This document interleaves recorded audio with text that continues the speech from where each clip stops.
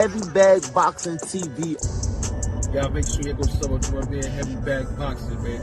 Get your dumb ass in and hit this bag. The Heavy Bag Boxing TV. Y'all just go ahead and subscribe to Heavy Bag Boxing TV because he be lit on his channel. And Heavy Bag Boxing. Heavy Bag Boxing TV. Yo, shout out to Heavy Bag Boxing TV. Heavy Bag Boxing TV. Heavy Bag Boxing TV. Heavy Bag Boxing TV. That's my little bro. Strong 412 in the building. Shout out to my guy Teo, Heavy Bag Boxing TV. Get your bitch ass in here and hit this bag. Heavy Bag Boxing, alright? You heard it from me. You heard it here first. Heavy Bags Boxing. Straight out of Norfolk, baby. Let's go. What's up, y'all? Shout out to Heavy Bag Boxing TV. You are tuned in to Heavy Bag Boxing.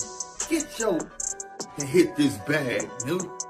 Shout out to Heavy Bag Boxing. It's the one and only Blazer Flair. Woo! Yo, what's up? It's your boy Zach, Super 2, 6-time champion world. I'm giving a big shout out to my home team, Heavy Bag TV. You heard? Keep it live. This is Showtime Sean Porter. You are watching Heavy Bag Boxing.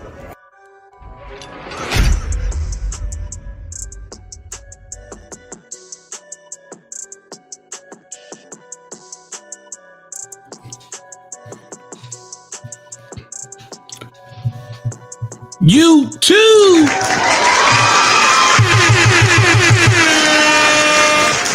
What up, YouTube? Big TL Heavy Bag TV.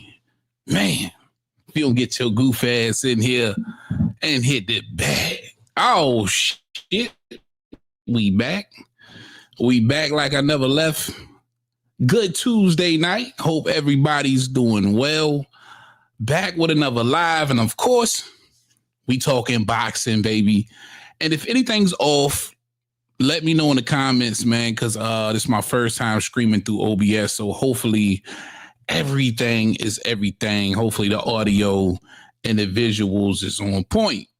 Shout out to everybody already in the chat. My guy, Al Money DJ in the building already. Usual suspects. You dig? Shout out to the gang, of course. Real quick, members of the channel, thank you. I truly appreciate you. Ain't number 5 of y'all, and I truly appreciate, 6 members of the channel who actually fuck with your boy heavy. Shout out my guy John out of the BX. Appreciate you, man. D1, Angry Man, White Man's Podcast. I truly appreciate you, my guy. Skip the Stepper, G Wavy. And Sean, man, I appreciate the love. That's my brother, Sean, too. Thank you, brother, for supporting your boy. 9 in the building. What up, fellas? Now, you see it. You see the topic. Of course, big names in the sport of boxing. Jaron Boots Ennis, Devin Haney, Teofimo Lopez. That whole love triangle they got going on right now that's kind of dominating a lot of the headlines. And some of the craziest, one of the craziest things I feel like I've seen in the sport of boxing in a minute, given that it's 2025, and I just feel like the business model for a lot of fighters have changed, especially when huge opportunities come your way. I just don't feel like boxers should be moving the same way, but sometimes you can be brainwashed by these promoters. So we're going to take a little deeper dive into the Floyd Schofield situation. I'm going to see if I can cue that audio up for y'all as well. Yeah, DJ, no Diddy. Now, if you haven't heard, the rumors are swirling, or at least the reports are swirling that they should be finalizing a Teofimo Devin Haney fight. But we've been seeing Teofimo holler Jaron Boots Ennis, right? He's pressed him on Twitter. He told him to agree to the terms, which led us to believe that some type of offer has been handed to Jaron Boots Ennis for the Teofimo Lopez fight. Now, we all know the story about Jaron Boots Ennis and why he decided to stay at 47. He wanted to stay at 47, trying to unify and become undisputed. He ultimately said he wanted to become undisputed at 147 pounds, right? So he unifies versus Stanionis. He picks up the ring belt. He picks up the WBA scrap. And now I'm asking, is that enough for Boots Ennis? Right? Because now you're getting these kind of mixed messages from Eddie Hearn, who just put out a statement about him being open to fighting Teofimo Lopez or moving to 54. And the talk from Eddie about moving to 54 been happened, right? This was around the time Boots got in the center of the ring and told us that he wanted to fight the very best that 54 had to offer, which ended up being straight cap. Not the cap. Yeah, it was cap. He decided to stay around at 47 to chase undisputed, right? So that's where we at with that as far as Boots go. So now you want to see if, in fact, he wants to hold to his word, chase undisputed. In order to do that, you got to fight the likes of a Brian Norman, who holds the WBO, right? So if Brian Norman has a fight in June, and he's perfectly okay with what Eddie Hearn said about making the fight with Boots later on in the year, and he mentioned September, October, November, December, those months, I think it's perfectly fine if he wants to take a fight in between time. So here's my dilemma. And I see a lot of people saying that the Devin Haney fight supposed to happen. That's long overdue. That's the fight that Teofimo Lopez should do. Devin Haney's the bigger name than Jaron Boots Ennis. But taking a step back and looking at it through the lenses of a Teofimo Lopez. Right now, what does Devin Haney offer at 147 pounds? Right? I think he's now the WBC #1 contender. I think they just ranked him #1 in the WBC at 147. But he doesn't have a belt, right? And if he fights Teofimo Lopez, it's going to be at 147 pounds, more than likely. I'm not so sure he'll be going to 40 to fight Teo for his WBO scrap there.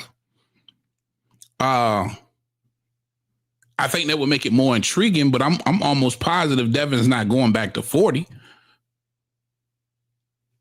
Right? So to me, that matchup isn't intriguing at all at 147 pounds. And if you're Teofimo Lopez, you're a two-time lineal champ. What did Jaron Boots Ennis just become? A lineal champ. Teofimo Lopez has knocked off the lineal champ at 35. He's knocked off the lineal champ at 40. And he wants to knock off the lineal champ at 47. Now, call me old school. Call me selfish. Call me whatever. I like the fact that Teofimo Lopez wants the Boots fight at 47 for the lineal. Do I like Teo? Hell no. No, yeah. Even though we got the same damn name, I don't like that nigga. No, he corny. He whack. I'm not a fan of him, right? Whole lot of clown shit. And I can't, completely neglect the racial remarks that has left the lips of this nigga's mouth. You know what I mean? So, nah. But do I respect what he does in the sport of boxing? Yeah. Because to me, this nigga's continuously chasing legacy. And from a fan perspective, and I mean this when I tell y'all this, I always wish them well as far as the financials go, but I don't give a damn. I don't give a damn if these niggas is getting rich or not. I don't. Why? Because them niggas ain't got no ends for me, man. They not finna mail me no check.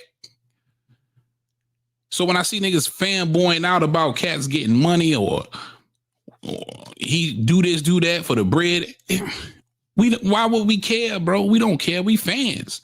We just want to see. I just always want to see the best fights, bro.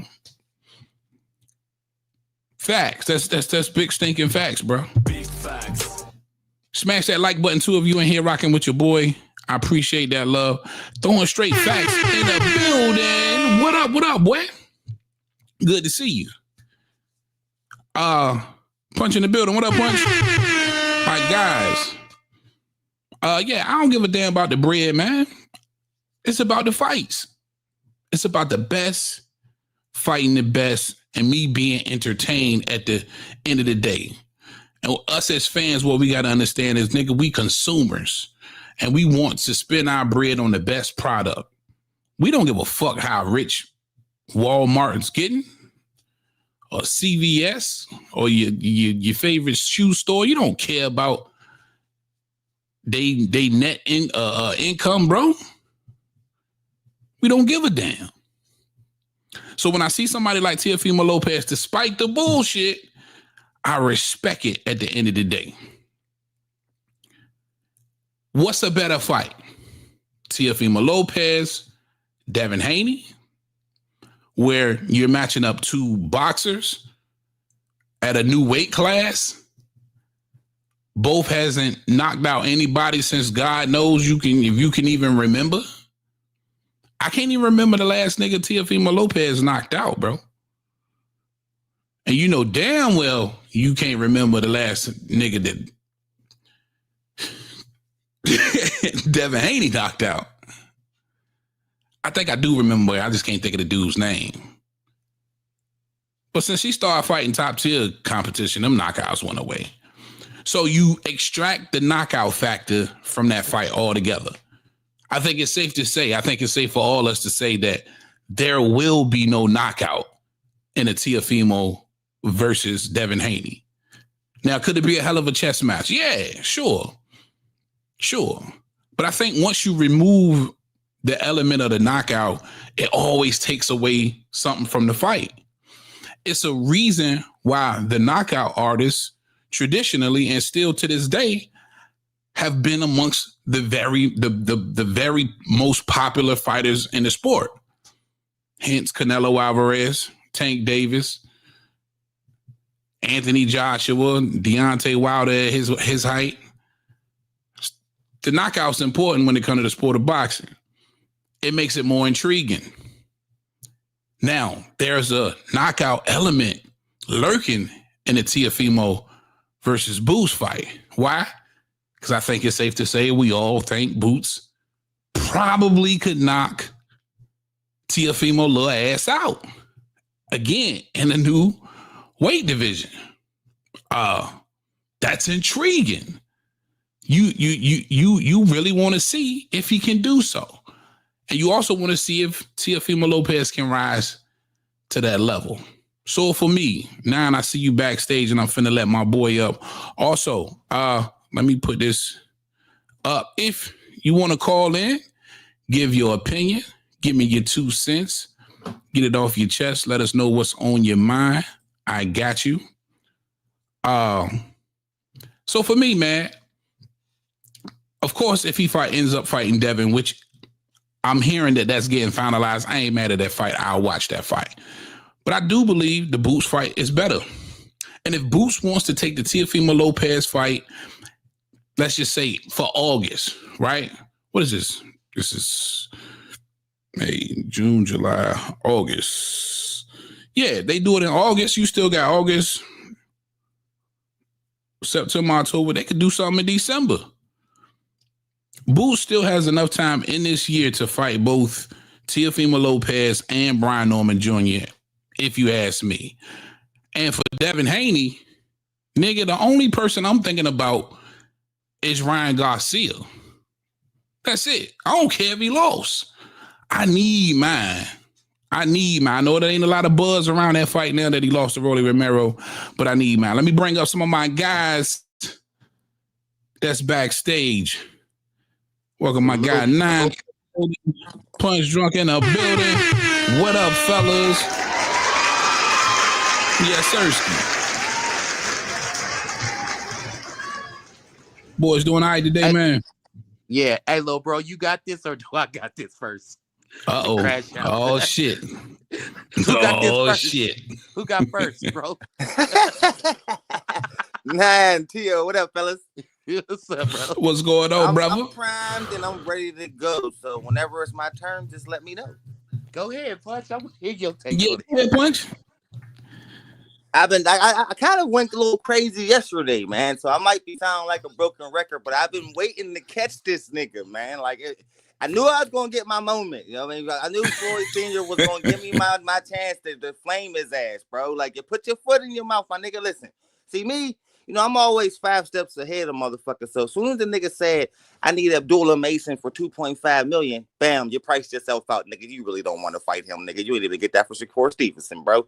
So I already hold up. We ain't got that far yet, Punch. We ain't got that far yet. I'm sorry. Maybe you had just jumped right on in. You didn't hear the first part of the show. We was talking about the best fight. Just seen the homie and jumped on. We talking about the best fight. Let's complete the holy circle real quick. Bring my guy GMT Sports in here. All right. So I heard some of that too. Now I don't really give a fuck about Teofimo Lopez. Yeah, fuck Teofimo. Devin Haney. I say ice his punk ass out the sport. He don't deserve no cash. He don't deserve no opportunity. I say you freeze his ass out and put his punk ass on a shelf where his weird racist ass belongs. So I will be happy. I would love for that to happen, but let's keep it a bean. That's not gonna happen. In reality, that's not gonna happen. But that's what I wish for Teofimo Lopez, his lame ass. But in reality, he'll probably get somebody along the lines of Jerron Ennis or Devin Haney. Either fight intrigue. So that's the question. Let me present the question for you. What's the better fight? Teofimo, it looks like he's trying to get Jerron Boots Ennis in the ring, but the Devin Haney fight might be a little bit more likely. What's the better fight, and what fight do you want to see Teofimo Lopez in if he's going to have to fight either one of them? If I had to take my pick of opponents, I would like to see Jerron Ennis wash him, because that's what I think that would be. A complete and utter washing, like Errol Spence, Bud Crawford, that type of ass whooping. Yeah. Devin Haney and him would be a chess match. They'd be chasing each other around, you know what I mean, trying to figure each other the fuck out. Neither one would come forward. I think Teofimo would be stupid enough to try to come forward at Jerron Ennis. Because like Slick was kind of hitting on some points, you know, where he's saying Teo's kind of a little guy, and the way Karen got in there, Teo might try to mimic that. You know what I mean? And get put on his ass. So I think that's the more intriguing fight to me. That's the one I would pay to see. If he was fighting Devin Haney, I'd be on my Captain Jack Sparrow shit. But yeah, I would pay for the Boots fight, because I just, from what I seen from Haney from the last fight, bro, and then what I seen from Teo from his last fight, them niggas all ain't do shit to me but run, both of them. So I don't want to see two niggas on a bicycle fighting. So I'm not interested in that. But to see him try to stand toe to toe with Jerron Ennis and get cooked, I love to watch that. Okay, so do you think that'll be the better fight? I think that'll be the better fight, and I want to make more money.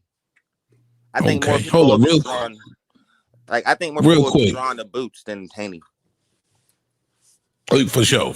Real quick, DJ, you can try to call me on WhatsApp, man. You got WhatsApp or Telegram? Hit my line. I think that call will come through. But knowing you're gonna hit the link anyway, bro. All right, now go ahead, let loose. Well, first of all, man, Devin, bro, you have Ryan problems. Period, point blank. Yeah, you gotta get your Ryan. We can't unsee that. I don't care if Ryan has came off of 3 straight knockout losses. You're still gonna have to see that man before you proceed. He is a roadblock. You still got to see that man. And I have a question for the chat. Do you think Teofimo Lopez is a piece of shit? Yes or no? Of course. Fuck him. He's a loser, and his whole family. Shout out Chappelle in the chat. All of them. Yes. Yeah. Right, I think Slick, he's a piece of shit. He's a piece of shit. Yeah, he's a piece of shit. Teo, do you think he's a piece of shit? Yeah. I think bro's a piece of shit for sure. Shit, right? Okay. Who is going to beat the shit out of him? Devin ain't never beat the shit out of nobody, bro. So what's his he odds? did. Yeah, he did. See him lose? Yeah, he did. He beat the shit out of Cambosis. But hold on, wait. He beat the shit out of Regis too. He beat the shit out of Regis too. If you want to see him get the shit beat out of him, who is gonna pass out an ass whooping more? Is it gonna be Boots or is it gonna be Devin? It's gonna be Boots. Easy. Exactly. So if you don't like the guy, you want to see him get his ass whooped, then that's the motherfucker you should be trying to campaign for. Meanwhile, Devin really, though, is at a situation where he's got to clean up his Ryan shit. I don't give a fuck if Ryan got knocked out the ring the last fight. Good for you. You know what I'm saying? Like, nigga, you got to clean that up. You know what I'm saying? Like, listen, I'm a California dude, bro. I got that 4 extra energy, bro. That 4 extra, bro. I'm like on some, nigga, off the bat, nigga, take all your fades. All your fades. Nigga, you still got fades with Ryan, bro. You got to take that. Yeah, bro. Before we can talk about anything, you have to clean that up. We gave you Ramirez, bro. Now move on, blood, and you need to fight. You showed us nothing. That's just what it is. For sure. My guys is GMT Sports Casino Life Prayers is in the building. What's going on? What up, my fam? What's happening, man? Slick 50 Casino in the building. I know y'all got plenty heavy thoughts on it. Slick, we'll talk to him. What's happening, man? Nah, man, I just want to see T.O. get like say that ass whooping handed to him. Get that work, nigga. I want him to get. I don't want him not to be able to fight. I want him to be able to fight to run into that ass whoop. Fuck him and fuck everybody that supports the right person. You know what I'm saying? Like I said, this ain't the first time somebody played the racist card or was actually really racist. Not so boldly, though. Not so boldly. I'm not here to debate is he really racist or he ain't fucking racist. I just want to know if he gonna get his ass whooping. Now the Devin fight, yeah, got more appeal. You know what I'm saying? But shit, that shit could run into the same thing we saw Saturday.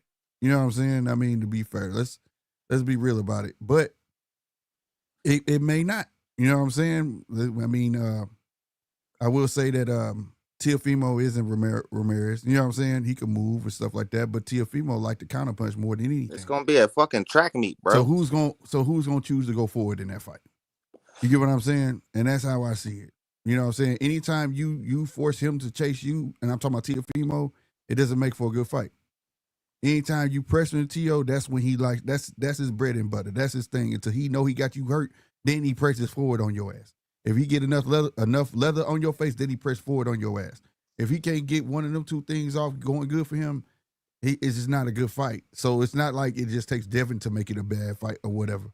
Now, I do agree 100% with what Nine say. Devin got some cleanup work. You know what I'm saying? Hand him the janitor broom, goddamn me. Get the mop and the flow. Because that what happened doesn't make up for what happened with Ryan. You know what I'm saying? It just don't. You know what I mean? So should he fight Ryan next? I don't know. It remains to be seen. He can go fight somebody else, but to just jump to another big fight and to think that does Devin, because it just takes out when we say do this fighter deserve that type of fight? You know what I'm saying? That's a big fight for Dev, bro. I don't care what, I mean, if anybody don't agree with me, that's a big fucking fight. You know what I'm saying? T.O. and Dev. It really is. But has Devin put himself in position to deserve that fight, that type of fight? You know what I'm saying? After what we've just seen. You know what I'm saying? Rolly has. You know what I'm saying? Like Rolly to put himself in more fucking position than Dev did to get that fucking fight. So like, facts. You know, at the end of the day, I mean, that's to each his own. Me personally, the boots fight, I would like to see it because more likely he gonna get his ass whooped by a bigger 154 motherfucker. You know what I'm saying? You want to take that, go right ahead. But I still say that T.O. could possibly win that fight by moving the fuck around because I stick with it. We saw what's his script. So far, what's Boots' kryptonite so far? Is movers. He don't like it. He don't like it. He wants to be the mover. He don't want you to move. You know what I'm saying? So, you know, it's pick your poison. Me, if I had to spend my dollar, I would prefer to spend it on Boots and Teofimo, you know, because I want to see him get his ass whooped. That's just a personal thing. But the bet that what's gonna give you the boxing match probably would be Dev and T.O. though. I can dig it. It probably would around the same height, this and that third. It just what Dev is gonna show up though. We used to saying that Dev about definitely T.O. taller and bigger than T.O. though. Right, true. But that's why that's why they say think about it. Yeah. Think about it. We going to 147, but now we calling out a cat that can make 140 with no problem. Fact. But you can't make 140 with no problem. I got a new video that just surfaced. I'm gonna show y'all to make me think something else could be happening too. Casino, definitely want to get your thoughts, big dog. What's going on, man? I mean, shoot, Man, I it's mean, good to see you, bro. God damn. man, shit, man, you know, nigga busy, bro. Damn. That nigga sound like he holding on the blanket, laying in there. For sure. Nah, nigga, I was Nigga just cuddling saying, with the like, blanket, man, nigga come ass on, nigga. man. Damn, Nigga be Slick, you a busy, flame, man. homie? Nah, nigga, I'm high as a bitch. Hey, man, hey, I just got back from my daughter's graduation. Hey, That's what's Okay, TLC, up. nigga, you cut it too congratulations, Congratulations. brother. short, nigga. Man, Yeah, congrats. she going to middle school, man. They be having graduation ceremonies now. At preschool, they do that shit. That's crazy. Yeah, this her second time. This is my second time going to a graduation. She just not going to the 6th grade. That's what's up. But yeah, man. I mean, shoot, man. I'd rather see T.O. versus Boots, man. Yeah. I mean, basically for all the same reasons everybody said. I mean, like, come on, man. You know what you're gonna get. So it's like, I mean, people saying which Dev gonna show up. I mean, it's not no which Dev. I mean, until he show me otherwise, it ain't no more old Dev. This is Dev because he got changed. I mean, that's what it Yeah. is. A lot of people would agree with that, bro. Yeah, this is Dev now. Like, you got changed, bro. His dad was on Coach Malachi's show saying that was the game plan. He was like, that was the game plan. He said it's a game plan you can't beat. I refuse to believe that. You ain't go to Coach Malachi's show, I man. mean, no, not from your Oh. mouth. I'm saying from his Oh. mouth. And if that was true, that proved what I was saying yesterday, Heavy. When I was saying that he was looking for the fight ahead. I hope that wasn't the game plan, man. He Bro, said you that was the had game I plan. think it Jones was and to an Jack extent, Mosley, but bro. Man, let me tell you what he said, we bro. all could see the nervous energy. I think we all could see it. This I what he think it was said, bro. apparent Oh, go ahead. that all of that foot shuffling was just nervous energy in that fight. He was He scared, was on bro. happy feet. He was on happy feet at the beginning of that fight, bro. He was scared. That nigga did not want to Go get ahead, caught. finish your thought, Casino. My bad. No, I was saying he said that he said on Coach Malachi's show that out of respect for how good for the coach of the year, Robert Garcia, and his game plan, he was like, I'm gonna come with something that you can't beat. And that was the game plan because you can't touch him. And yeah, that's what his game. He was bragging about that shit. Like he was like, y'all need to understand this is boxing. Like y'all don't know what y'all looking at. Like he was dead serious on like We know what we looking at, bro. Like shit was we trash. know it's That the wasn't name of the boxing, fight is nigga. hit, not get hit. According We to know him, that. We stupid. You know what I'm saying? I mean, but see, that's where they all get shit fucked up. Like that's the dumb way to not want to elaborate on what the fuck you really want to say. And I hate that shit. I did a video on this back when Bud said that shit. And I ain't take no appreciation to say we don't know what the fuck we looking at. You know what I'm saying? We know what we looking at, bro. At the end of the day, we know it's hit, not get hit. But that does not mean that you don't take chances to fucking engage, goddammit. You don't just get in that bitch, run around and not get hit and don't barely throw any fucking thing. You get what I'm saying? People pay, it's an entertainment factor of the fight. That's what gets you paid. If you have no entertainment value, what's the incentive for anybody to show up to that fucking arena? The phrase he kept using was my bad, I'm gonna let you go. I'm just gonna say what the phrase he kept using. I'm done. This the phrase he kept using. He kept saying, I'm trying to educate y'all. He like, let me educate y'all. That's what he kept saying. He like, no. He kept, you know how he be like, no. Let me educate y'all. He kept saying, let me educate y'all what y'all saw. Like on some shit. That's his way like, of spinning shit. He I've was seen trying to that shit spin a some whole lot of shit. time. He don't even answer a question, man. I've sent that. when they be I've sent that questioning. type of fight so many years. Now I can test everybody. If we didn't see that type of fight from a lot of fighters, bro, and it end up with the same result of us talking about it the way we talking about it now.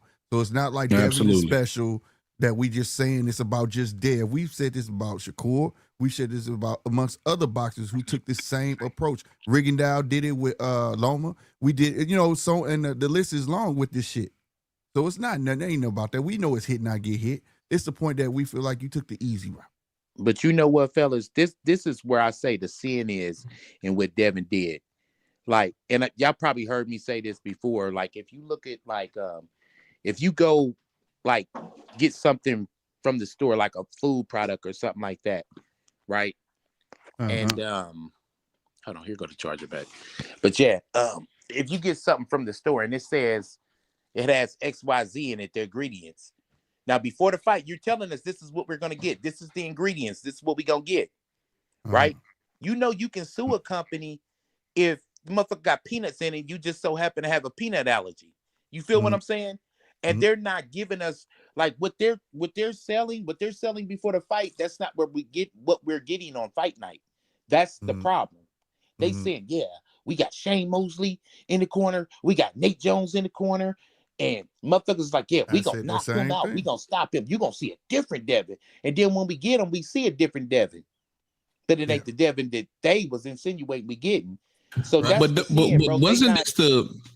Wasn't this the Devin that we all kind of anticipated though with that performance with Jose Ramirez? Didn't you know? I know in my mind I had my mind made up, and if you go back and look at all of the breakdowns that I gave prior to the fight of what I thought I was going to see, it just completely happened. Well, I just thought this was going to be a back foot moving, lateral movement, running around, scared Devin Haney. Now let me Heavy. Hold on. I gotta give you some pushback on it, Heavy, because like when you hear a fighting on the back foot Dev, bro, right? He should have been fighting on going back sometime at least. That wasn't back foot. That wasn't lateral. He wasn't doing anything. Going right. When you take a back, you taking half space, or you taking to get that space and get one off and get out. You breaking with a hook. You doing something. You're not taking enough space and just keep your high guard up and take steps back and break on and leave. And or you get cornered, then you finally have to engage. And I think like it goes back to what Nine was saying, because I said this before, me and Chappelle was on here. I said that at the end of the day, they sold us a dream. They said we got a secret weapon. Y'all gonna see. And then the week of, they said we got Sugar Shane Mosley. Now having Sugar Shane Mosley does not translate to what we seen in that ring. It just does. Right. I've never seen Sugar Shane run around. I hate saying running, but we never seen Sugar Shane. Yeah, it was back foot Dev to the third power, but I also said it was going to be scary Dev, and that's who we ended up. We ended up getting 100% scary Dev, right? Again, you go down, you go 3 times, you never took punishment like that in your life. Mentally, that shit sinks in, and to me, I anticipated that type of performance. What you say? Can I ask the question to the panel when you're done, bro? Yeah, absolutely. Right, and for me, I would be lying if I said I expected any other kind of Dev. I didn't. First of all, you know that the knockout element ain't there for Devin no more anyway, period. You know this was going to be a 12-round fight, period. And you know Dev coming off the very first loss of his career, whether it's got overturned or not, we all saw the loss. So it was just hard for me to anticipate any other type of performance from Dev. That's why I wasn't shocked, and it was a trash fight, and I call it out and call it what it was. ATO, go ahead now. You hit that shit right on. Oh, my bad. Oh, go ahead. What you say, Casino? I was gonna say you hit the nail right on the head, bro. And that prediction, like I predicted the same thing, and that's why I still ain't even seen the shit. I just saw I just seen. You said you wasn't gonna watch it. I'm on strike, bro. I'm not wasting no more time, bro. I'm not wasting. Look, this is what I'm on, bro. Any nigga who done goddamn wasting my time, bro, I won't watch them niggas again until somebody tell me that them niggas just had a crazy fight. I'm gonna go back and watch it, and then I'll watch their next fight after that. Because if that's my requirement, I'm pretty sure I'll never see them niggas again. Hey, respect, bro. I respect it. You know what I'm saying? I respect because it. They're not gonna do shit. They're not gonna do shit. Like the way you predicted how it was gonna go. That's why I ain't watching. And to rebut what you were saying, Tio, and it ain't even a disagreement rebut either, bro. This is some real shit. And Slick, I tell you this all the time. And yes, I'm about to talk that shit. What did I tell you when we was on the phone? I feel like that everybody that we deal with is some of the greatest boxing minds on YouTube. So of course we all called it to a T.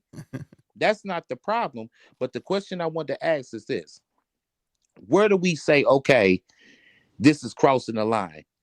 When you say, yeah, I'm gonna come out and kill this motherfucker, I'm gonna beat his ass, I'm gonna knock him out, I'm gonna do this, that, and the third. When do we say, okay, that's selling a fight? And when do we move into, okay, now nigga, you bullshitting? What's the line? You know what I mean? Because, bro, at some point we gotta say, hey, bro, this is bullshit. You know what I mean? Now in their mind, they be like, oh, we just selling a fight. Okay, cool. But when do we say, okay, yeah, man, this is bullshit? When do we say, okay, this shit's going too far? Right. I feel you. And unfortunately, in the sport of boxing, even if we do recognize that they gone too far, what could possibly be the repercussions? You know what I mean?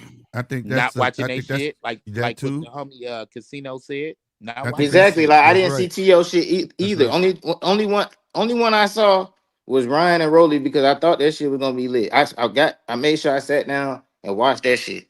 Like when it was, you know what I'm saying? I was listening to niggas call shit, you know what I'm saying? And I was just like, shit, I'm gonna just goddamn turn that shit on. I had some other shit on. I was Yeah, like, shit. Ryan got lit up. Ryan got lit up. Yeah, no, I watched that. I seen that. I'm messing with you, bro. Cause I already... Oh no, bro. I like Rolly too. Shit. Oh, okay. I Okay. like both them niggas. That's why I watched it. Word. They both some Rolly killers. is a fucking bum. Man, Oh Man, listen, shit. I Rolly don't the Let me give a get truth, damn bro. what started. he is, man. Rolly That my nigga dark got horse, some. bro. He got Rolly some the bricks in truth. Shout his out King hands. Rolly, man. He got some King bricks in his Rolly, man. hands. And let me tell you something about Rolly, bro. Listen, it's hard to goddamn end up where he at by just goddamn start boxing 17 and walk up in a goddamn the Mayweather gym, get signed and get on TV, nigga. How the fuck you do that shit? Because I know a lot of niggas tried that shit. Niggas got brain damage trying that shit. Slick hit the trash Hey, button 3 times. Hey man, Hey, Rolly y'all can Rolly the laugh at the dark nigga all horse, y'all bro. want, but they saw something in the nigga. He's the modern day Mayorga. I'm telling you, bro. He gonna talk that shit and when that motherfucker do his best You know what I'm and get a saying? They belt. seen He something. triple tapped the Shit. trash button. Hey, man, y'all salute to know me, man. Mayorga. He I'm just all knocked out a young cat too. I didn't know Mayorga was still boxing, Yeah, he but he still just about. Yeah. knocked somebody the fuck out. getting somebody said Swear that to shit in the God. comment section. I Swear couldn't to believe God, it, bro. Mayorga knocked the fuck out that cat, man. But Yeah. shout out Slapped him. Rolly, I'm man. talking You about know, if slept I ain't his gonna do ass. nothing over here, I'm gonna give you some credit, and you gotta give credit when credit is due, man. Rolly fought a hell of a fight against Ryan Garcia. He deserved the victory, and in my opinion, he looked good, man. You gotta give that man some credit. Yeah, He if it gonna Give went get them a any he niggas some gonna get division, a credit, man. big there was some payday against crazy the even shit, but better he competition did and that. get super smashed. Watch this. Let me tell You you some gotta real give shit him after that. credit. Hold That's on. why I said he the modern day Mayorga. He'll win this one, he might lose the Hey, next one, but this some real shit, you man. just don't Real, know. real quick, guys. Let me get to the chat real quick. Shout out my girl Coco in the building. I appreciate you, Mark Win. What up, what up, what up, what up? My man LT say Boost will be more entertaining, but the one with Devin will be special without excuses. Yeah, you're right, man. Because you know, if he does lose, of course, to Boost Ennis, they're just gonna say he was too small. He dared to be great, and he came up short. So you're absolutely right, bro. Go ahead, Casino. Finish your thought, brother. Shit. What else gonna say? Fuck. Dang.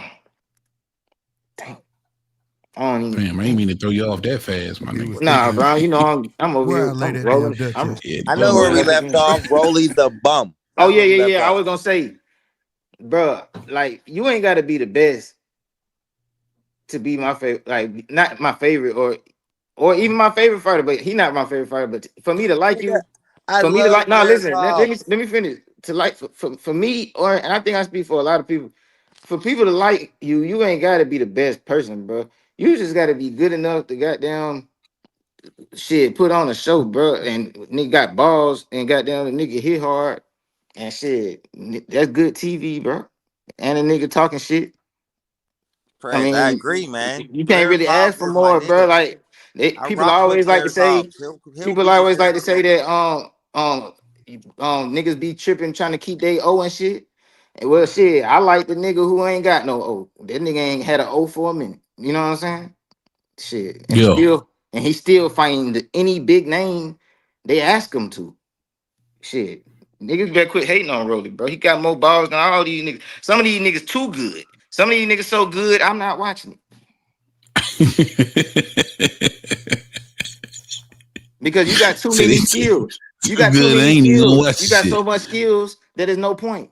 You know what I'm saying? This shit ain't exciting. The It ain't excitement hitting. element ain't there. It ain't Yeah. hitting. In the words of Casino, you just went there and got your ass whooping for nothing. You For too smart. nothing. He be Like fucking that's what I'm saying. Like these niggas ain't got too smart. Like you too smart to even be a boxer. Like you so smart that you ain't getting hit. You know, at all. Like nigga gonna just he's so smart, he just gonna run. You know what I'm saying? This nigga, you could have been something else, nigga. Tank out of left field. You could have been something else. If you that smart, nigga, if you don't want to fight, nigga, why you fighting? Salute E-Dub. What up, my guy? Shout out Mark in the chat. He say, sound like Bill trying to cover up the fact that Dev was a bit scared to get hit. Yeah, man. I know Happy Feet when I see him. Yeah, I mean, I know look at his face though. You saw his face? Why he was fighting? Yeah. I seen the highlights and that meme with the thing where they had it like sped up and it was just showing how much nothing he was doing. Facts. That's what I saw. Yeah. Fact. Salute. Throwing straight facts. You say, man, he did his thing talking about rolling facts, man. You gotta give him a little bit of credit, man. That's what I'm always do on this channel. Is most definitely listen, you gotta understand what kind of work these niggas put in, man. Whether you like their personality or not, whether you like their style or not, whether you think they ain't the most fundamentally sound or whatever the fuck, you gotta give them some credit for stepping in there and willing to throw them goddamn things. Cause most niggas ain't. Gotta give it to him.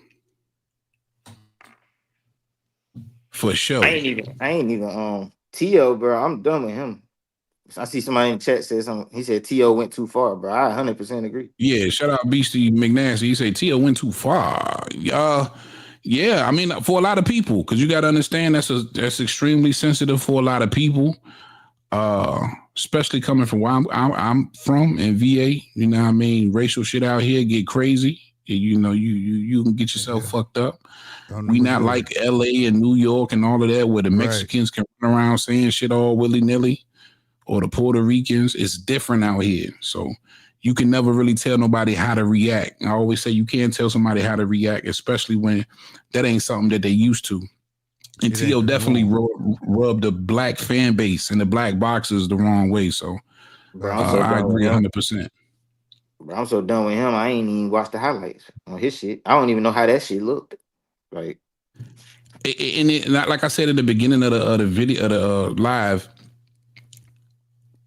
you try to distinguish between the two, right? I try to damn, Punch, you left and had to come back. Yeah, I'm back. Okay. All right. Excuse me, my bad, y'all. Let me remove this other one. Oh, damn, did I remove? Damn, I removed Casino. My bad, Casino. Shit. I was in here going crazy because I bet on the Thunder, bro. So I'm in here pumped right now. Come back, Casino. My bad, bro. You try and separate the two, right? Like for me, I'm trying to separate Teofimo, the dickhead cornball, from Teofimo, the fighter. I can't do it because I got a ton of respect for it, for the sport, and I respect the hard work that this nigga has put in to get in there and perform. I don't. And whether you like it or not, for most niggas, their favorite fighter will never be a two-time lineal champ. You feel me? That's a tremendous feat at the end of the day. But it's hard to appreciate that when you're a dickhead and an asshole, bro. For sure. And a bigot. Yeah, and you know the thing. All right, so Ryan and Tio both did some racist shit, right? But I just want, and it ain't much of a difference, but there is a difference. I'm gonna tell you the difference, right? Ryan did it one time, came out, apologized, shit. You know what I'm saying? Tio do it, and every time he do it and get backlash for it, he try to act like we stupid. He tripled down on the shit. He be tripling down on, but he triple downs on it and then try to act like we stupid. Like the first time, like he always tuck his tail, like where gaslight the fuck out you. Even on exactly, like even on like with Keyshawn and shit. Like he got them when Keyshawn confronted him, the nigga was on some old talking calm and trying to act like he was reading a book and shit. You know what I'm saying? Then Terrence Crawford confront him. The nigga talking about it's just promotion, and then double back right around, then come back double back talking about where that nigga at, like, and then try to act like, and then he try to act like we stupid talking about he talking about I said liquor. You know what I'm saying? Like you playing with, like it's like, you feel me? Like like Tio, bro. I don't have to ever see him fight again because, I want to see something. I'd rather see something. I'd rather see something get done to him. Like somebody do something to him where like the nigga be fucked up. Like he can't even fight no more. You know what I'm saying? Like he get caught Type somewhere, shit. like he's trying to go hang out or something, and a nigga just cracked the nigga with a That's what I bottle. said. It ain't got You to know be what for I'm you. saying? Somebody gonna catch him, bro. Somebody crack his ass with a bottle, and then the Somebody gonna nigga catch you for goddamn playing stupid. be in a For wheelchair for the real. rest of his life Somebody or some gonna shit. catch You you, know what I'm bro. saying? That's how that shit always go. Yeah. They think Like I they want to see that safe nigga get hit by a on car or TV, something. but You it's know what I'm different, bro. This the World Wide Web. You're not in your little bubble. You know what I'm saying? Like I said, out here in Missouri, like where you from? That shit don't fly out here, bro. If he would have said that, the Yeah. whole room would have turned around and been like, "What did he say?" Like it would have been instant. Like what? You know what I'm saying? Yeah. Like, are you crazy? Yeah. Like you know what I mean? Man, And not to I think people mention, get on this internet and think like you trying to use it for what it's used for, a marketing tool and things like that. But sometimes they go too far by not realizing. Because remember his first statement, well, me and my dad, we from New York. You not in New York. I was taught earlier, it's not where you at. It's not where you from. It's where you at. It's And where at the you moment, at. you on the World Wide Web. So when you speaking on this piece, you can't say everything you want. Just like when Stephen A. forget and say, nigga, oh fuck, now I gotta apologize because he's nah, not at home. but to He be on honest with you, Yeah. TV. Slick, You it's get what I'm past saying? that though, because even the shit he doing now. All right, so like you talking about the old shit when he used to say the regular nigga shit, like how we be No. saying. I'm saying from when that was his first excuse. Oh, okay. Oh, I'm Okay. from New York, and even that's how severe it is. If he was here, right, and he didn't use the ER, he just said nigga. Everybody would have looked Yeah. at him like, "Who the fuck are you?" You know what I'm saying? Like, no, Fact. it didn't have to be the ER. You know what I'm saying? So when he Yeah. said It, that, when we it, from it New York, we ain't. do that. You got to understand that you're not in New York, bro. You on the World Wide Web. That's what the www in the front means. The whole world is seeing this. You know what I I ain't Right. gonna mean? lie, like in Atlanta, we don't care if you a Hispanic nigga and like now it's a different type of Hispanics. Like it's Hispanics that be like more American, and then it's Hispanics who don't talk like that. Right, Regard like right. you feel me? I But learned that in California. I but learned that living in California. I had to get used to that shit. yeah, like but here, like if you like a Mexican or Hispanic person that's like kind of urban and shit, like niggas not gonna trip if you just say nigga the way we do. Like, but everybody, I don't give a damn where you at. The way that T.O. doing, the shit T.O. doing, that New York shit don't fucking matter, nigga. Watermelons and bananas, motherfucking ERs and shit like that don't Yeah, work and the in New monkey York shit. either. Yeah. All that And That shit don't is work in New and York disrespectful, man. either. people the boots reference. Like people skipped over that, and I guess because a lot of people don't got kids and shit like that. But Dora the Explorer, y'all ever know? Y'all Yeah. know who Dora the Explorer? Remember he was like, "I'm Dora. I'm just Yeah. looking for The boots." Boots And was you the know monkey. boots. Thank you. And that shit went Yeah. over everybody head. Like I caught I'm that just bullshit. Dora Yeah. It looking just for made me boots. I was madder, like, bro. what the fuck? He's still doing this shit? Still doing that shit. Like, damn. You That's know what what I'm I'm My saying. saying? That's daughter, the yeah, my part. That's daughters the came up problem. on Dora That's the why I'm Explorer, done with so them. Like I don't even want no yeah, that shit hit apology. home. I don't want no apology or nothing. Like it's like I just not watching T.O. Like T.O. I don't Like even that's think about and T.O. bro. Like that right there, that was not an accident. That was well thought. You understand what I'm saying? Yeah, That was a well yeah, for thought sure. He line. put He some. couldn't wait to He put say that. some thought behind that. Right. But on a good note, he's paying for it. He's lost a lot of endorsements. And he under investigation. We should be getting word about his situation sometime next week. That. So yeah. we gonna see. You got to pay for them mistakes, man. Real quick in the chat, my guy throwing straight facts. He said at the end of the day, Rolly watched the Tank fight and followed the same game plan, but he could have been more active. But as far as T.O., he can get me to support nothing he do at this point. For sure, man. And unfortunately for T.O., I think you took the wrong route if you wanted to piss niggas off or sell a fight. It's better ways to do it than to completely disrespect, black fighters and black fans. It's the wrong way to go about it. But he been screaming that black fighter favoritism shit over there at Top Rank forever. So that's he what been make him look butthurt. even That's dumber. where it evolved He from. been butthurt. Yep, Yeah, that's where it evolved from. That's what make him look even stupider. Racism in this motherfucker. He was saying black fighter at first and then doing that evolved shit. to the other word. You know what I'm saying? Yeah. Fight sport talk in the building. What up, my guy? What's Appreciate up, guys? you Thanks for having me joining us, back on, man. What's up with you? Thanks to all of you.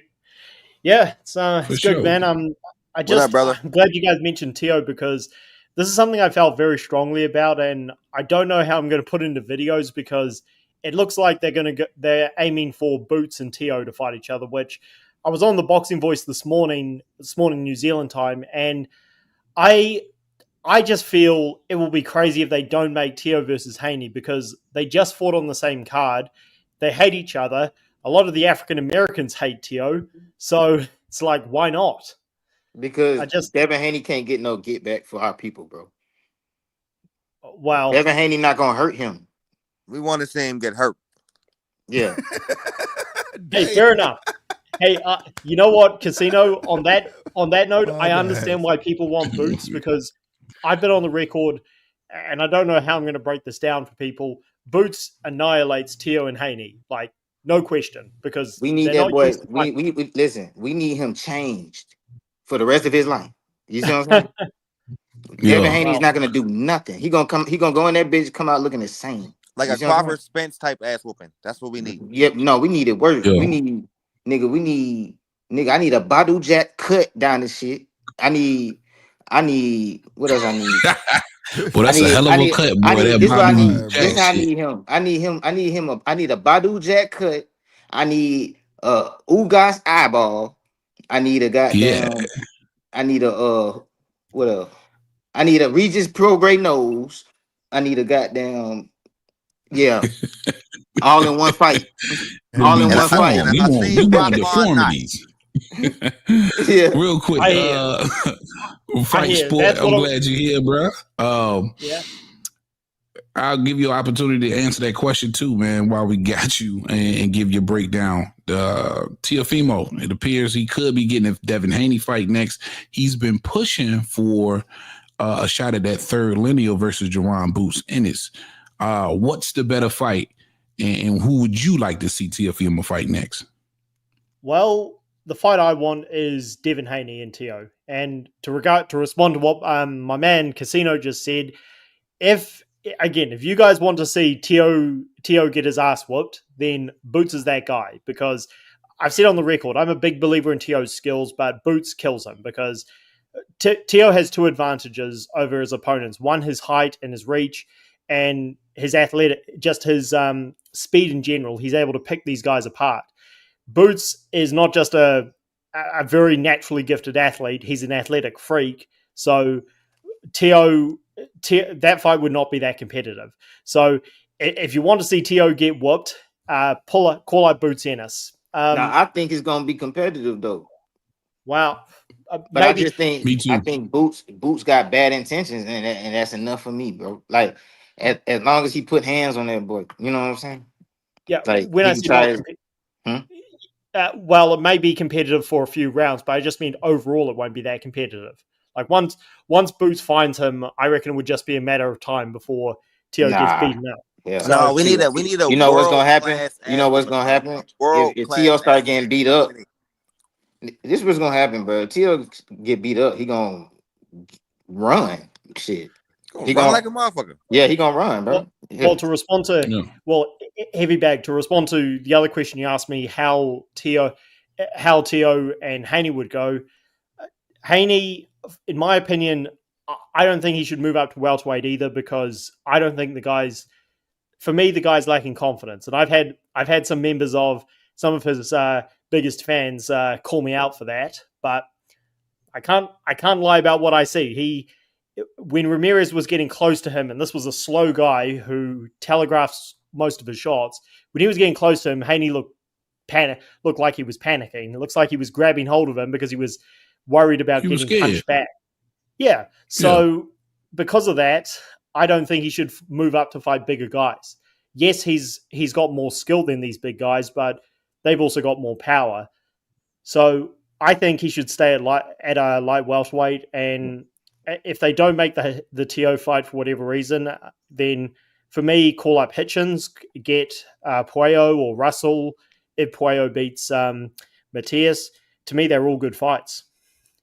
Man, to be honest with you.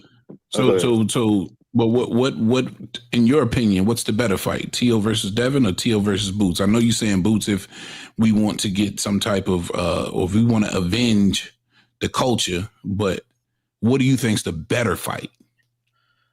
I think the better fight is Teo and Haney, because, well, Haney's on the Haney's on the comeback, and again, I feel the guy's lacking confidence. So I think if you have to get him to take a step up from Ramirez, then a good fight for him is a guy who's decent, who's got good speed. Teo's good in most areas, but one area that he's not just bad at, he's terrible at is against boxers. Like this guy cannot cut off the ring. I mean, it's embarrassing. And Teo's dangerous, but he's so reckless when he attacks. I mean, if you just box and move, this guy's going to be like a bull against a matador the entire time. So in that case, it's actually a good fight for Haney.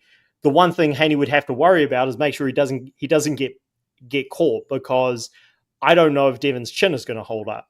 So for me, it's a fascinating fight, and I can see both of them winning. And yeah, I think that, I mean, right now, and I know a lot of people ain't going to like this, I would pick Teo to win, because I don't know if Devin's chin is going to hold up for 12 rounds. Excuse me. But it's, again, a fascinating fight. And it's a fight where the two absolutely hate each other. The dads hate each other. Yeah, to boo the shit out you. I'm gonna tell you why. A lot of history. This is why Teo would be. Casino. I'm gonna let you go right after Punch. Punch hadn't gotten a word in here. Did you have something to say, Punch?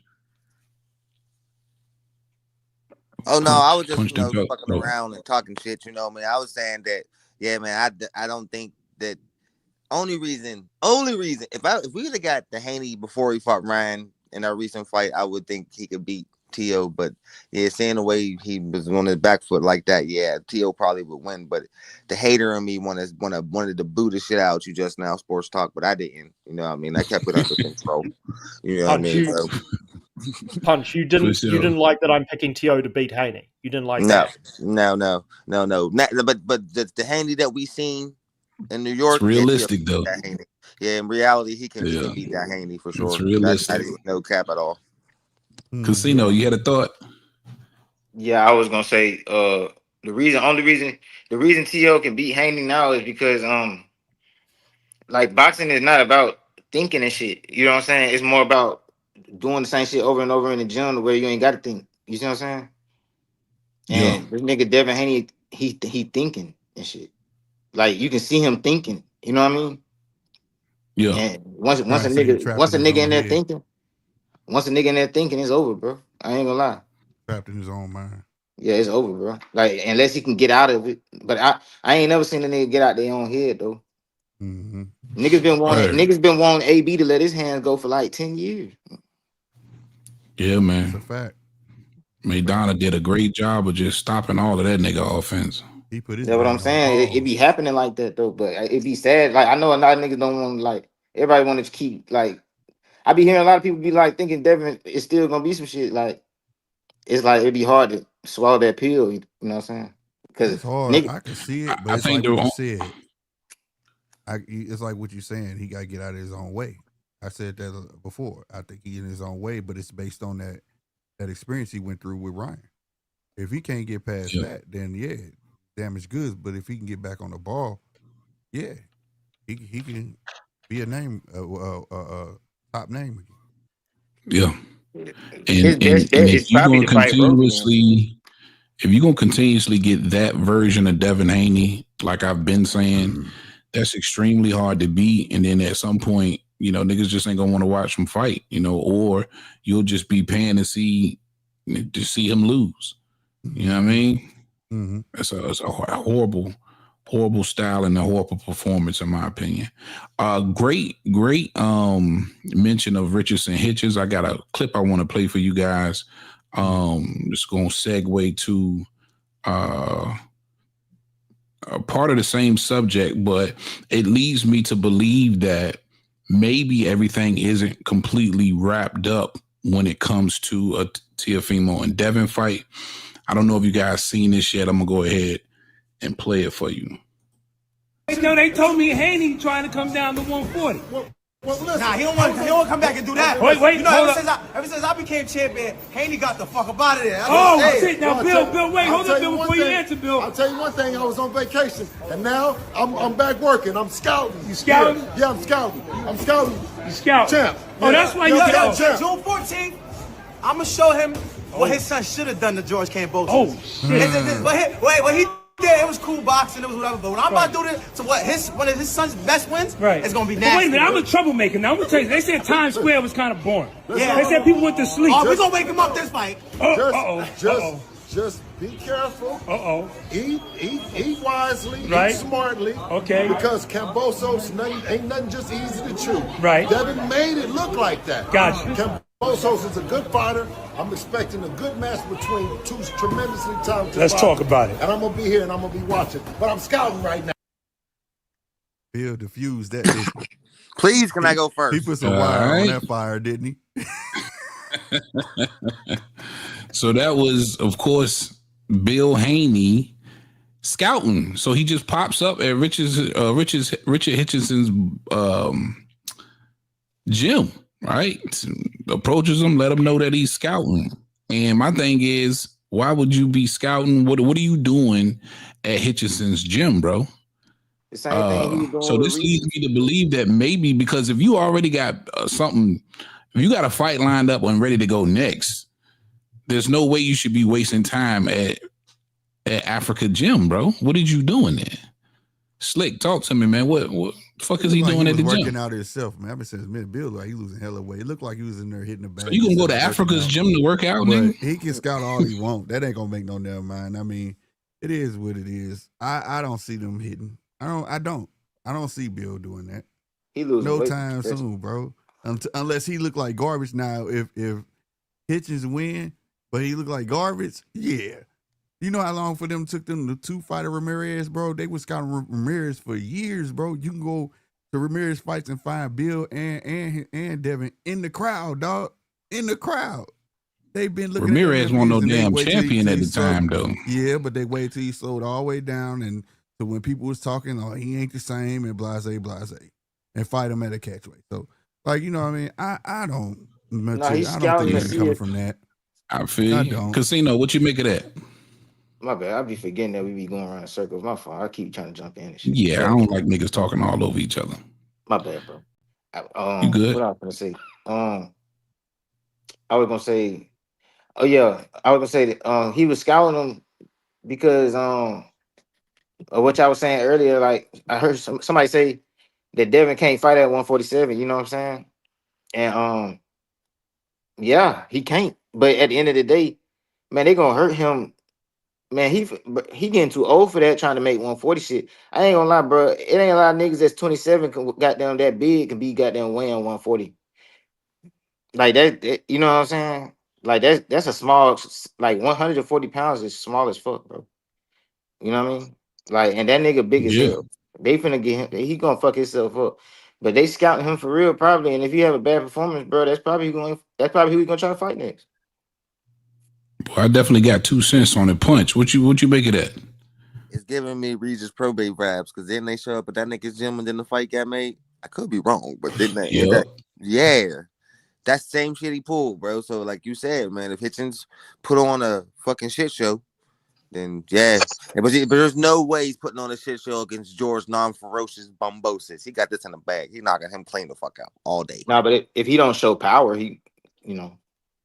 And he really don't have much power, but he got the Hitchison ain't knocking George out, bro. He's not knocking George. He didn't knock Power out. He's not knocking George out. Yeah, I mean, Kambosos ain't shit, but I think it takes an extremely elite fighter to knock him out. Fight talk. Give me your 2 cents on that. Fight talk. You went to sleep? Shout out my guy, Too Rich in the building, man. I appreciate you joining us, man, and hopping on. Sound like you got 2 cents, man. Get it off your chest. All right, what's going on?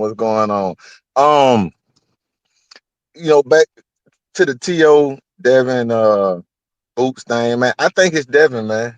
I'm gonna tell you why. If T.O. go in there with Boots is gonna be highly favored. Even if T.O. were to lose, T.O. can hold his head up. He don't really lose anything. He just tried to do some astronomical shit and it didn't work.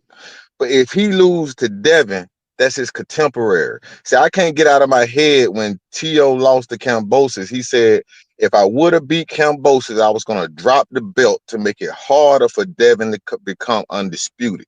So he already was ducking Devin. So I want to see that fight. Now it's a twofold thing. We hear all the chat about Devin, get him out the sport, get him out. Okay, cool. I don't want to talk him out the sport. Okay, if we want to get him out the sport, let T.O. whoop his ass if he can do it. So I think it's kind of a twofold situation. We get to see what Devin at, and we really get to see what T.O. at. Because I one thing T.O. hasn't done to me is beat an elite black boxer. So we can get everything wrapped up in one with a T.O. and Devin fight and see who really like that. Because I think T.O. would take that defeat a lot harder because Devin was one of his contemporaries versus Boots is just a shot in the dark, man. Something he don't have to really feel bad about, They'll pat him on the back if he get beat by Boots. Right. As far as hitching, that's a great. Okay, go ahead real quick. Okay, I'm interested in the Kambosos. I'm one of them kind of weird guys that like Kambosos. I like that he will fight. I don't think he's the most talented guy at all. But if Hitchens is not on his game, Kambosos is gonna show it because he's swinging while the other opponent is swinging. That's how he dropped T.O. He's not scared. You might beat him up, but he ain't scared to let his hands go. So I'm interested to see if Hitchens can dispose of him like Devin did, or do Hitchens have the experience? I really don't know. I know he's a good boxer, a good jab, good shotgun jab, but I don't know if he had the experience where Kambosos been in there with the top of the division, man. So, I'm interested to see how that play out. And I think that would determine what a fight like Hitchens and Devin would look like. But I agree with y'all that Devin. Go ahead. There is some intrigue there. I agree with you there. Real quick, I just want to rewind and ask you, even though I know you got your reasons why you would like to see T.O. fight Devin Haney, but what do you believe is the better fight?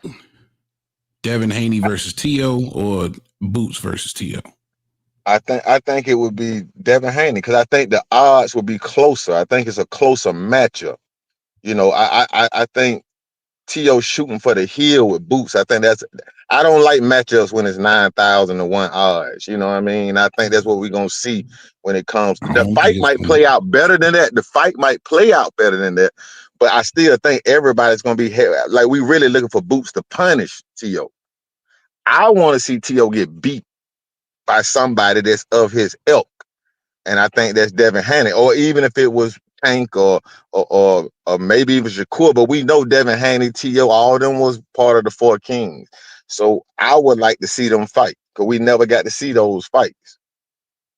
So I do think I think that's the better matchup. Right? I think it's a better matchup. That's the difference because I think that's what you were hitting on the first time. You believe this is the better matchup, but when the bell rings and the fight starts, what do you believe is the better fight? Like you're going to enjoy the most? If I think if I was going to enjoy the most, I would say Boots. That would be the most enjoyable fight. But I'm not really into the enjoyment of the thing. What I think is Devin can't play whatever games people think that if he's gonna run around. I don't think he's gonna be able to do that against T.O. because T.O. gonna outclass him. So I think it'll be an exciting fight whether T.O. just outclasses Devin and Devin's scared, or Devin shows up and turns back into the old Devin and beat T.O. I think it's fascinating. Either way, we're gonna get some answers. We're gonna answer some questions. Okay. And what do you make about Bill hanging around Richardson Hitchens' gym, saying he's scouting? He's scouting. I believe he's scouting. Also, I think he's trying to get in Hitchens' head a little bit. I think he know Kambosos might be a little bit tougher fight as far as Hitchens' level. We still watching Hitchens develop. So he could be kind of playing the mind game with Hitchens a little bit. I favor Hitchens in the fight, but man, I like Kambosos. I just like his tenacity. You see a guy that maybe not as skilled, but he willing to use will. And sometimes will outdo skill on the right night. And I think that's what happened with Kambosos and T.O. You got the right will, you can outdo skill. So, but I do think Bill is just kind of, playing mental mind game. Yeah, for sure. For sure. Fight Talk, you there, man? I got to. Okay. Yeah, I got to bounce just because it's like early afternoon here. But I appreciate you guys having me on. One thing that video showed was that there's like no chance of Devin fighting Hitchens, so I hadn't seen that video, so forget that I even mentioned that fight. And because Poyo and Russell are with the PBC, maybe there's a low chance of Devin fighting either of those guys. So in which case maybe he does move up to welterweight. And yeah, with Teo, I agree with everything Too Rich said. If Teo loses to Devin, it's going to be almost a blow that he won't be able to get rid of because he lost to a rival. And because they've been at each other for so long, it's like it'll be one of those sort of loser leaves towns situations. So it'll be, which is another reason why I hope it happens. And I guess Teo, he had a good run at lightweight, but before the Kambosos loss, one thing that he didn't look good against Nakatani, and that was because Nakatani wasn't even the best guy he fought, but Nakatani was just taller than him. And so if he look, and we've seen him look bad against Jermaine Ortiz, and he didn't look $1 million against Claggett. So if he fights either of these guys, Devin or maybe Hitchens, maybe that fight gets made, his career could be on the line. So, and I know a lot of you guys in America, they want his career to be on the line. So it'll be. I just hope that that Boots ends up fighting Yasov. I know that's a high risk, low reward fight, but it's a good fight for his legacy. And yeah, see what happens. But thanks for having me on, guys, and all the best. All right, Fight Talk. That's New Zealand, right? Fight Talk. Yep. New Zealand. All the way from New Zealand, man. I appreciate the love for show. Fight Talk. All right, Too Rich, what is Casino? What is Punch? What is GMT? We talking boxing. Real quick, let me get to some of these chats. Beezy McNass, he said, I like Dev, but he looked afraid. I'm a big Boots fan, but he won't get any credit for beating Teo. And I think that is what's sitting in the minds of a lot of people, man. It's a built-in excuse with that Teofimo Boots fight. But for me, I just think the intrigue is him, Teofimo Lopez, going for his third lineal. That is, that's just a hell of a milestone. Like, again, most of your favorite fighters will never be a lineal champ, right? You think about somebody like Earl Spence, everything he's been able to accomplish in the sport, stayed at 47 forever and has never been a lineal champion. So it's an intrigue in there. And I just think that would be the more exciting fight as well. Slick, I think you had some more thoughts on it. No. Oh, that was Casino. Everybody My bad. pretty much, like I said, I felt like that was a better matchup. Hey, but, well, I'll say this. Okay, my bad. Go ahead. No, I just think like Too Rich hit on something that it would it's his contemporary. You know what I'm saying? But it'll be the better matchup. It's just if like you got one guy who not really gonna know how to cut the ring off. Like I say, if you don't come to Teo operates off counterpunching. Then the other guy, you don't know what guy gonna show up. You know what I'm saying? Boots definitely. I think Boots will be a good fight, but I think Teo does have a chance to win that fight, and I do think that Boots don't like movers, so I don't want to see another hug match. I don't want, you know what I'm saying. So, but I do agree if Teo loses that fight, he doesn't lose anything though. You know what I'm saying? It's a pat on the back. For sure. Have a parade like Edgar Berlanga and get praised. You know what I'm saying? Yeah. Casino. Yeah, I was gonna say. I seen somebody in the chat say that Boots wouldn't get no credit for beating Teo, and then the brother who was just speaking, I forgot who it was. Too Rich.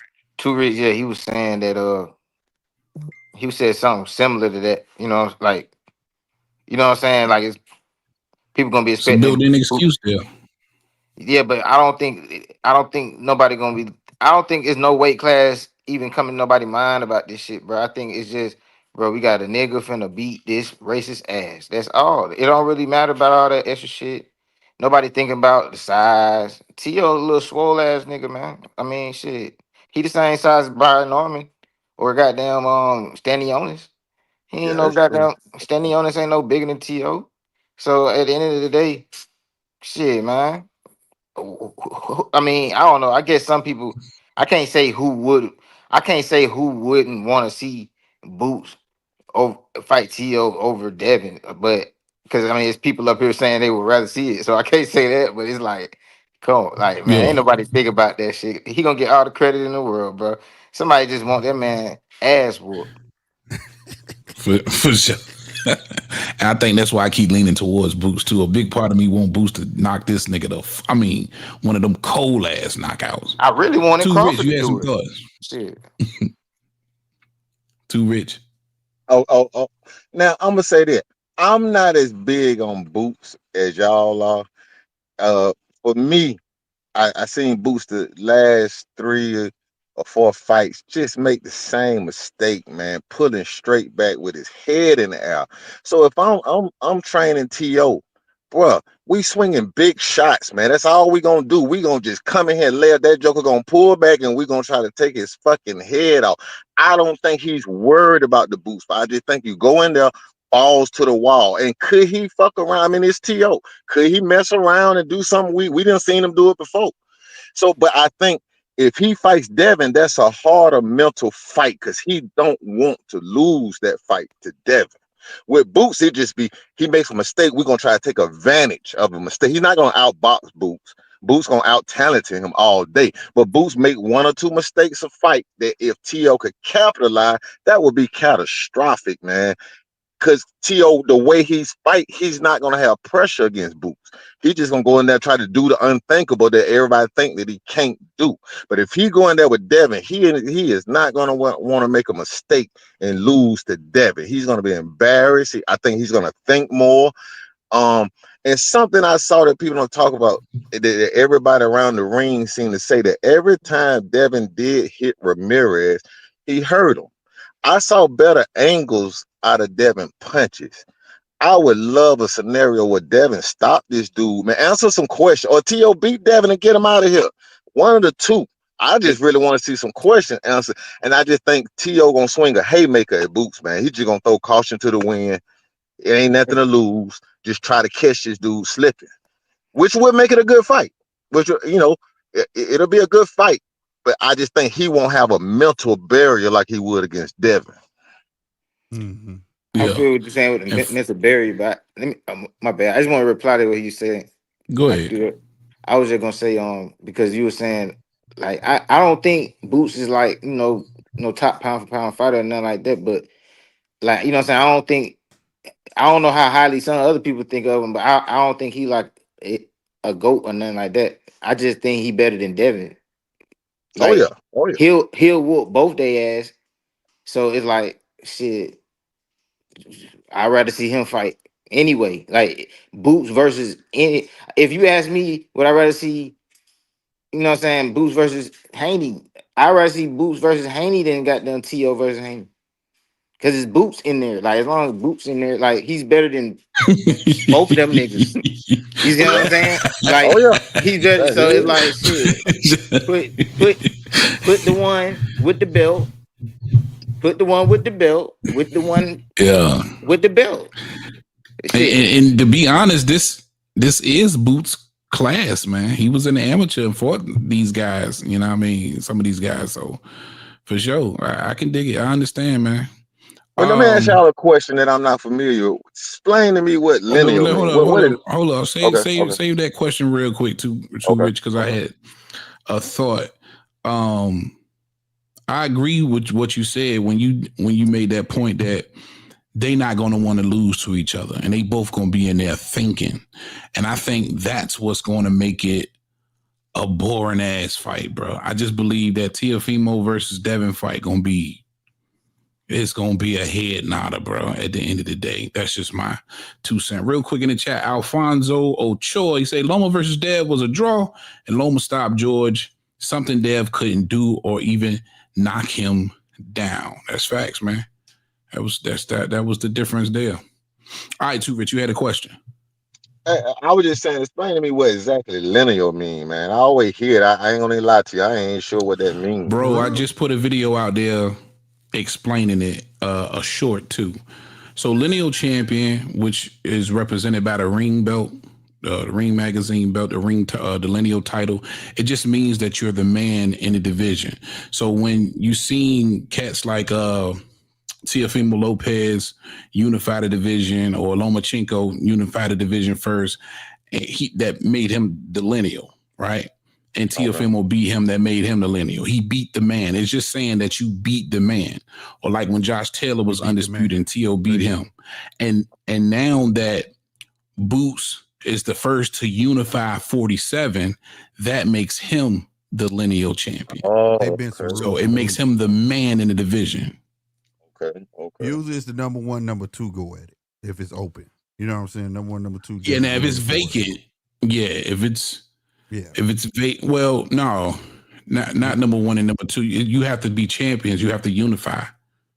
Right. You have to be a champion. That's why Stanionis was a champion and Boots was a champion, and the first guy to unify the division is the lineal champion.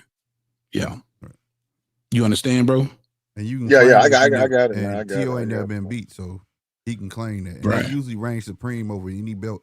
So like when Tyson Fury came back, it didn't matter who had a belt. He was lineal champ. Nobody ever beat the man, so you carrying paper championships. Until you see me, you ain't got no legitimacy to that belt you carrying, because I let him go.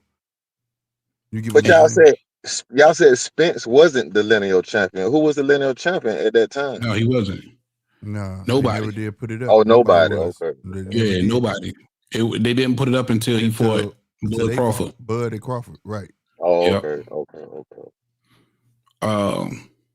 Yeah. But that's how I usually. That was the thing about the Boots, though. I will say, because usually that's how it go. Like, it's not just 2 champions. If you got 4 champions, how do you pick out of them 4 to say you 2 and then we gonna make you lineal? Usually the 2 fighters are unified. Them 2 fighters come together, and that's who get it. You get what I'm saying? But I got a question. It's different now. You know what I mean? About the lineal thing too. Yeah, go ahead.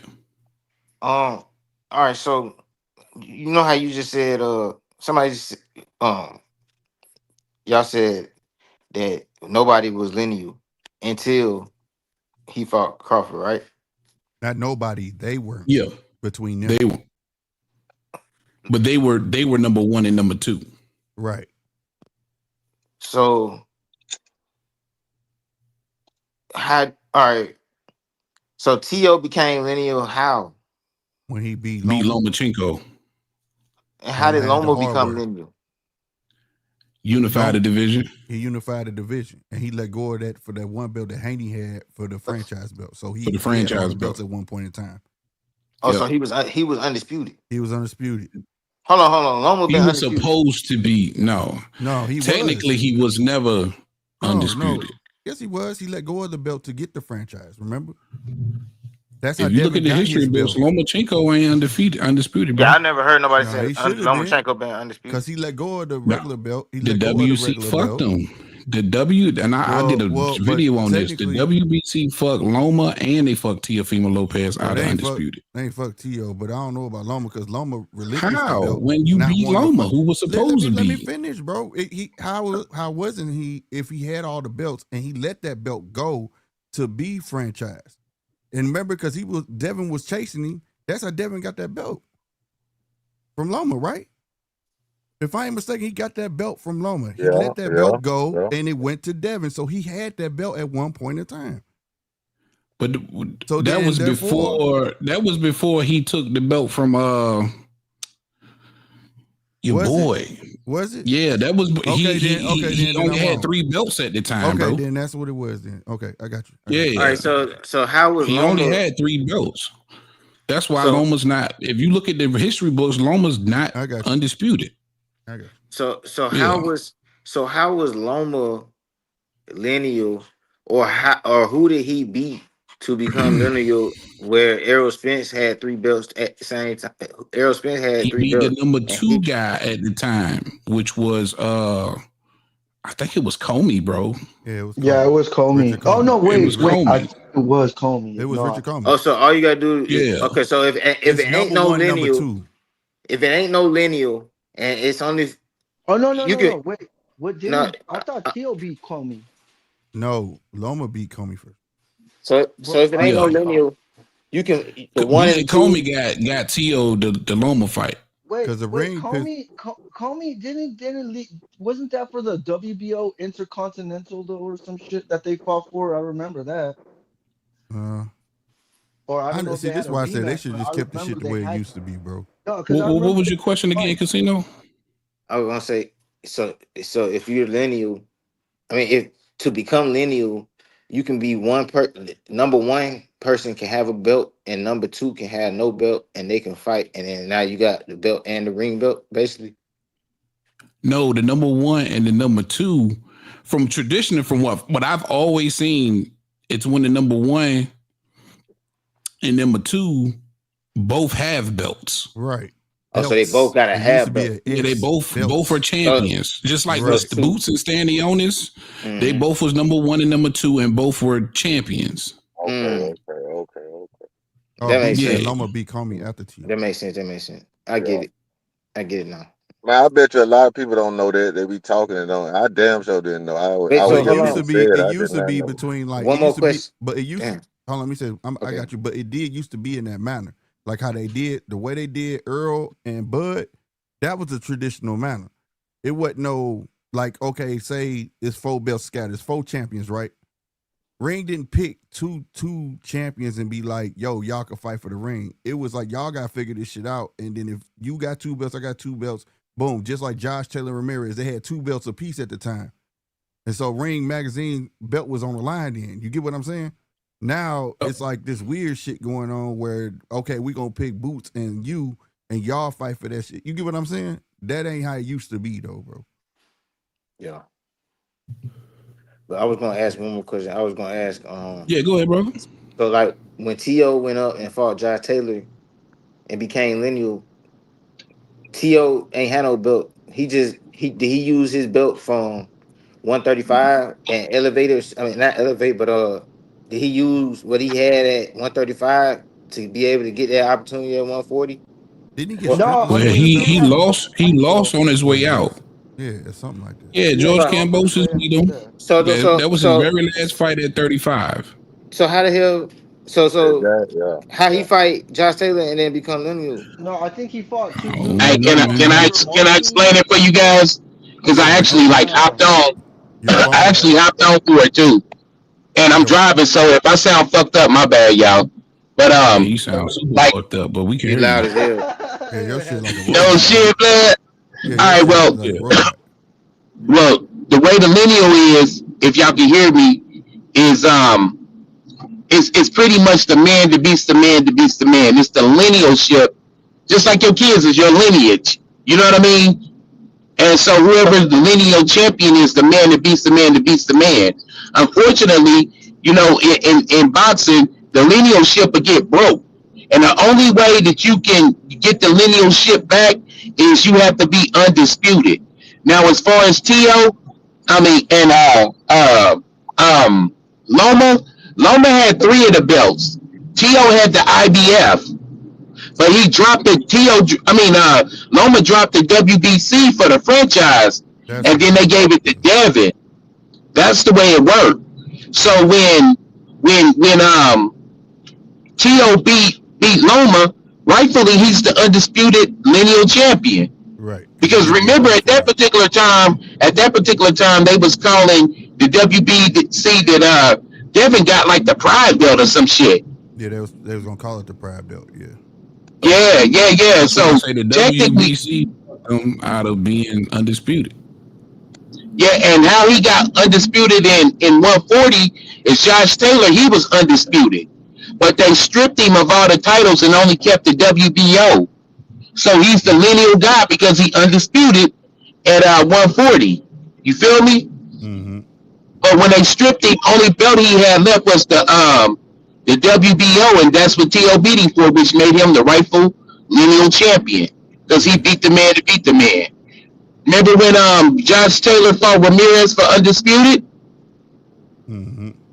Yeah, you know what I'm saying? He ain't lose after that. So he was an undisputed 140 champion, and T.O. beat him. Right, that's just like we literally just said Yeah. Yeah, but I didn't know, nigga. I was driving. I heard a little bit of it. I was like, damn, nigga. You know what I'm saying? But yeah, bro, that's the thing though. T.O.'s been what they say, $1 late and a quarter too soon or some shit like that. That nigga's always been one fight from being undisputed. That's fucked up, T.O. He's always one fight from being undisputed. Yeah, it's been fucked up, bro. It was fucked up. Yeah, it knows it was fucked up. But as far as T.O. and Boots, I'm one of those dudes, man, like Timothy Bradley. I feel exactly what Timmy's saying, bro. Listen, man, I think T.O., as piece of shit as he is, he could give Boots some problems. He could give him some fits. Whether he beat him or not, that's to remain to be seen. But T.O. is literally like the most talented dude, most battle-tested dude that Boots will ever fight. So in that, you know what I'm saying? And T.O. out. Go ahead, bro. And that's the only reason why, if you guys can remember, I was saying that's the intrigue for me. Mm-hmm. Like, it's nigga who 2-3-time lineal. You know what I mean? Yep. Like, that's a hell of a feat. He really bootleg 2-time undisputed. Real shit. Real shit. Yeah, facts. Cause you know he really is. If the WBC ain't come up with that bullshit ass franchise belt to get Loma the Duck Devin, he would have been undisputed, bro. And if Josh Taylor ain't dropped them belts and shit. I don't think it was to get Loma to duck Devin. Loma didn't duck Devin, bro. You got to remember, bro, unification trumps mandatories. So Loma didn't duck Devin. At that particular time, I thought the belt was going to be, the franchise was going to be something like the WBA. Remember, WBA got the super title, and then they got the regular title. That's how it was packaged to us at the beginning. So I didn't look at that as a duck. And especially if he didn't fight Devin and he went on and unified with T.O., bro, that you can't call that a duck. He did not duck Devin. Right.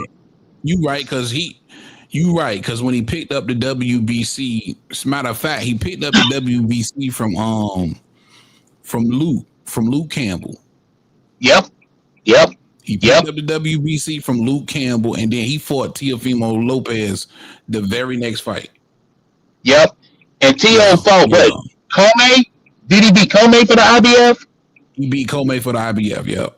And that's what made it undisputed for undisputed. That would have made it for undisputed hadn't the WBC implemented that dumbass franchise belt. Yeah, and see, at first we thought the franchise belt was gonna be like the WBA Super Champion. Remember what went on at 47 with Ugas and Pacquiao.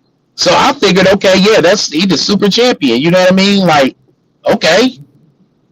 You know, but they changed it up. I'm thinking about it in hindsight. I wonder why the WBC ain't honor the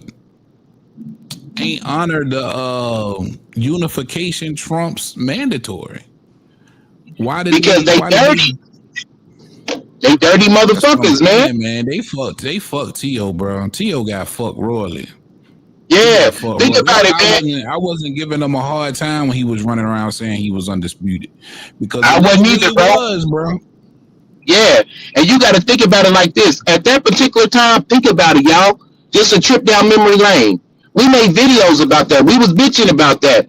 The WBC didn't know exactly what the fuck they wanted to do. Nah. First they said that he was. Yeah, first they said he was undisputed, and Devin had the pride belt. Then they said some other shit, and then, bro, they was all over the damn place. They didn't expect the shit to change hands that quick. They was gonna make it basically into a super, but it was too quick because they was gonna make that a pride belt, and it was gonna turn the franchise belt, make it winnable. So they was gonna turn it into a super. You know what I'm saying? But yeah, fellas, I'm in the franchise belt since, man. Yeah, fellas, I'm sitting up here at Raising King's drive-thru, man. I'm about to order this food, so I'm gonna jump down. All right, my nigga. You and that damn. Heavy bag slick, man. I'm about to get out of here too, man. I'll be in the chat. All right, too rich. Okay, my nigga, too rich. Appreciate you. I appreciate Rich, now appreciate you. Round one, man. Appreciate you for jumping on too, my brother. Thank you, man. You know, I was hearing you guys talk about T.O., and I'm like, I heard Punch up here. I'm like, oh, Y'all talking about Punch's favorite boxer. All right. For sure. Oh, yeah, man. So to get that cleared up for Casino, my man Casino has some lineal questions, man. Heavy, I was Hopefully you gonna got an ask you. understanding, bro. Hey, Yeah, I Heavy, got it. I got a I get it. question for you, Heavy. I was gonna ask you, I heard Lamont Roach and Tank Davis is scheduled for the 16th. That's cool because it's a day before my birthday. So I'll be litty up in that bitty. But who you got in the rematch, man? For Tank, Lamont bro. Roach They and ain't no Tank? way in hell they gonna let Lamont Roach win. You for reals? Oh yeah, man. They'll rob that nigga again if they got to. Oh Either Tank gonna knock him out, man. or they gonna rob him. One or the other. Pick one. Slick, who you got, Slick? Ooh, what fight? Did you hear about the Tank Tank and Roach. Omar rematch? Man, I'm tell you, goddamn me, if Roach don't get a knockout, goddamn me, she. I feel that way, bro. Yeah. I feel that way. Hey, I feel like My number imagine one if motto Roach, since I started my channel was when I step in the ring, everybody against me, and he better have that same fucking mentality. Fuck the ref, fuck the judges, fuck my mama. Yeah. Hey, fuck that. I'm going on balls to the wall. Tank got too much of a chin, so he ain't gonna knock him out. Either he gets knocked out or he gets beat on the scorecards. Casino. Shit, I got Tank. Shit, I mean, I don't even think it's gonna look like the first one. I think it's gonna be more exciting than the first one. But oh man, I'm thinking it's gonna be a knockout, but I'm thinking it's gonna be like a late one,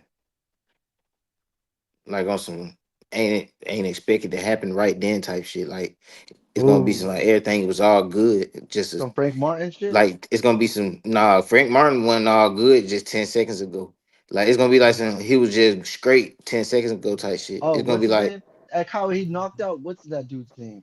Leo Santa Cruz out of nowhere. yeah. Out But of nah, he ain't nowhere. gonna I ain't saying he gonna go to sleep like that though, but like how exactly. Like how he was just straight, then he wasn't. You know what I'm saying? It's gonna be kind of like that. I think it's gonna He was straight and then he wasn't. be I feel you. Out of nowhere. Yeah. I feel you. But I'm looking forward to it, man. I'm anticipating a good fight. It ain't gonna be like no Leo Santa Cruz though, because Tank can't pressure Roach like he do some of them other smaller guys.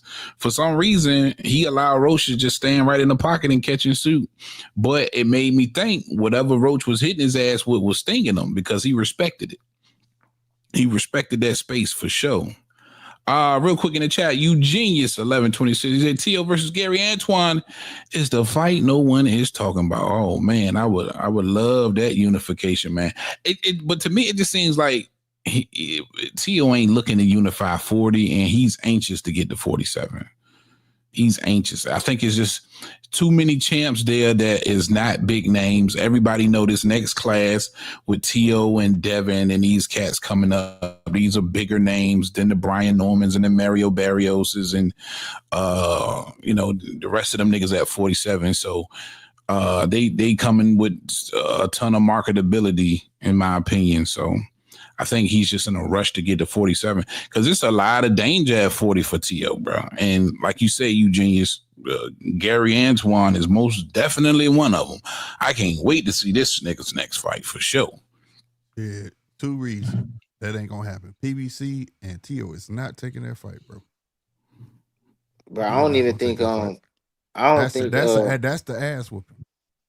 I don't think T.O. running from the small. I think T.O. just be like I'm trying to be not biased. Like I know I really don't fuck with him at all, but at the same time, he always the first one out of that group to pop it off at the next weight class.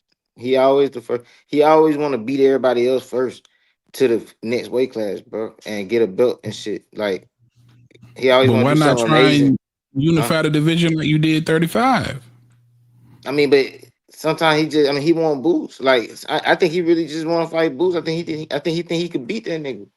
He not unbeatable. Yeah. Like I think it's gonna be a good fight.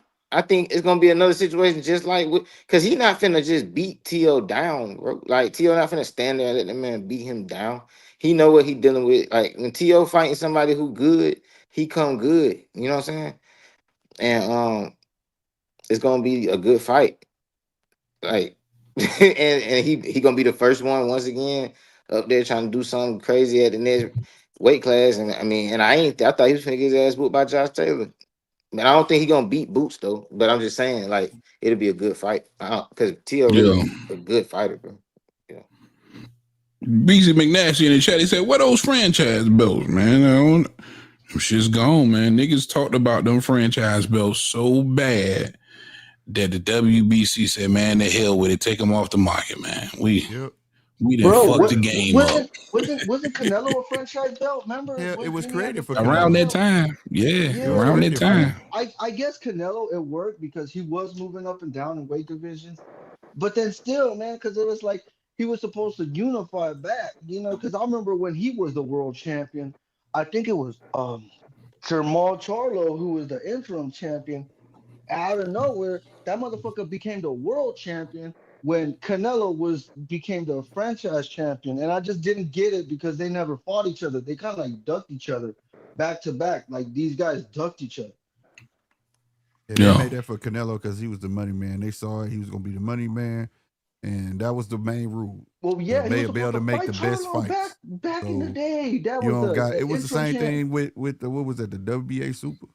It kind of got the same rules. Oh you yeah, could the duck, you could WB duck no, your well, mandatory. the WBA Super is still, I don't know. That's crazy because You it's could like duck your mandatory you and had fight somebody. Haney, bro. You had Haney as the Super because he was the undisputed. You had Tank as the Reggie, and then Rowley was the interim, which is crazy because like you had three different belts like all like lined up, and they're all the top guys The basically. WBA, another one that be Hey, that's confusing right. niggas. That's right. Canelo still is the fucking franchise champ. You right, Ryan. He sure See, is. that's crazy too, though, because it's like, all He right, the sure is. franchise belt is like, what do you do? You ain't gonna unify that or nothing. It's like even when Loma had it, I was kind of confused on why he had it. I'm like, why does he have a belt that doesn't make sense? So they couldn't. He didn't have to fight his mandatory in Devin Haney. Yeah, no mandatory. And unify. But see, that was the problem. They was trying to make the other sanctioning bodies weren't going for it though. They was trying to make it to where the franchise belt could be a belt that you could unify with. Yeah. And they wasn't trying to recognize that shit. Yeah. And the public, you know what I'm wasn't, saying? because I was like, what the fuck? The night of the they fight, was getting I too was much going backlash. in. Yeah, that night they was, because they said Teofimo, it was on the TV, undisputed. I said, hold on, you can't win that fucking belt. How the fuck he win that? Because they made that clear when they gave it out to Canelo. It's to be bestowed upon you. You cannot win this. You can't win this belt. You know what I'm saying? And when they did that, I was like, how though, bro? I'm with y'all. He should be undisputed, some fuck shit. But in the day, I was like, nah, bro. Y'all doing some hype shit like y'all did with Loma, pretending like he never lost before. Yeah. ESPN took that fucking put that O up there so quick. Hey, that's crazy work. I ain't gonna lie. Now that's crazy work. I ain't gonna lie. Facts, bro. They all crooked as shit, man. Just like the WBA, like what was this, like 2 years ago, 2.5 years ago, they were supposed to have been completely getting rid of the interim belt. Yeah, and that I ain't gonna lie though. Me and you did a show on. Yeah, they was supposed to get rid of interims, and we was like, that's the shit, bro. They gonna have one belt, and maybe the rest of the motherfuckers follow in line with that shit. It won't gonna supposed to be no WBA Super. You supposed to have one fucking belt. One belt. They still ain't done that shit. Hey, you know what feel the same as them putting Loma up there with that O? What? Devin having his O. Hey man, the people, that's one I always say, that's one thing I love about boxing. It's about a quarter of public opinion. We can watch you win a fight, but we know who lost that motherfucker. We know. We know, bro. You know what I'm saying? We it not wasn't gonna no let point that in shit giving go, him that bro. shit back, man. Like, you wouldn't have half the rematches you got. You know what I'm saying? Or half the fights you got. They kind of had to give it back to him, man. Nah, they didn't have to give him that shit back. Nigga pop dirty, man. The nigga pop dirty. I ain't never seen nobody do that though. Get their shit back. Only time I seen some shit, I did see Keyshawn Davis They did that shit to Yeah, Keyshawn Davis. boy, you just took that shit right out of my mouth, bro. That was lame. Nair Albright.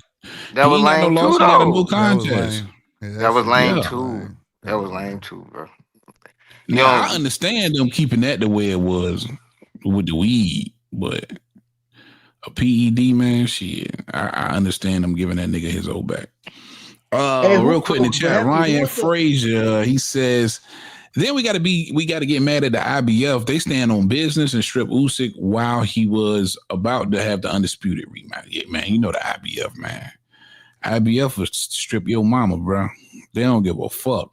They pick and choose. They pick and choose. They get in the same way. Like I said, they do that to Better Be. Yeah.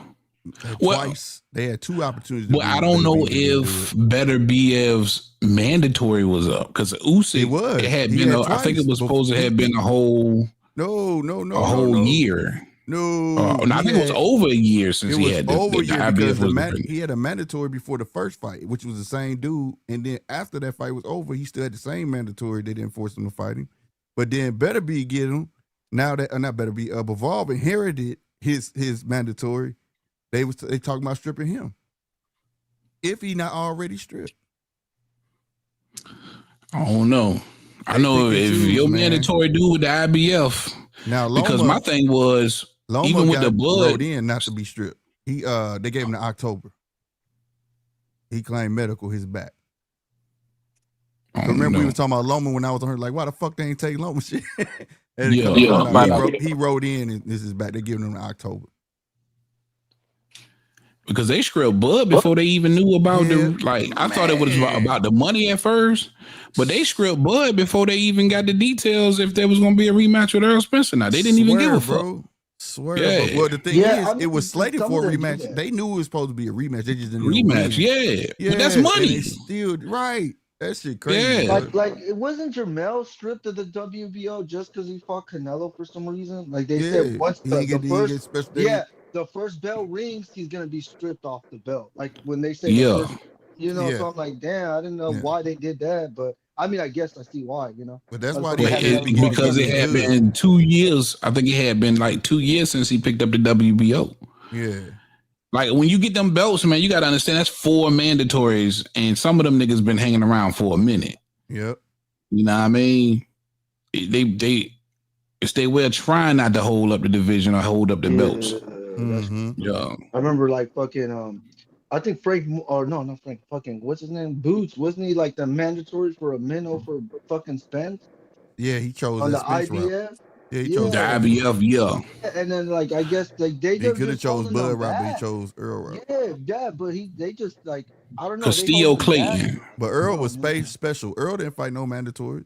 Earl fought like one fucking mandatory, bro, in his whole career. I don't know. He always got past his mandatories somehow. That's what I'm saying, bro. That's why I was like, damn, Boots. He got like, I felt like maybe he would have fought him if Earl beat Bud. Maybe that could have happened. Who knows? But yeah, man, Boots was a Mando for a minnow, I think. Yep. I think he was a mandatory ever since that Castillo Clayton fight. Was it the first video or the second one? It was the one outside. He only fought him once. Outside. Yeah, they was outside. Yeah, and he knocked him the fuck out. Yeah. Damn. What are you talking about, BZ? Hold up. See, now this nigga want to get me started, man. I'm finna get out of here. This nigga want to get me started.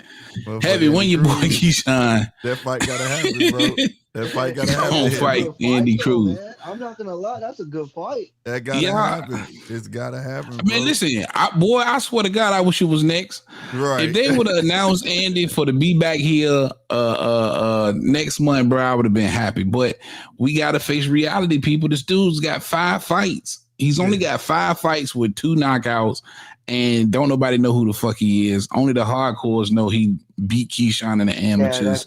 There's completely no marketability, and the nigga looks super regular in all of his fights for real. Yeah. So it's just hard, man. Listen, it's gaining steam though, man. People really You got a foundation to build on. It's not gaining no steam. It's gaining steam. Yeah, it is. It's gaining some traction, bro. Because for some reason, and not I'm just saying, like today's fans is really into that. Whoever beat you in the amateurs, you should go on and dust that off in the pros type shit. You know what I'm saying? For sure. For They sure. really It's got into a that now. foundation. Yeah.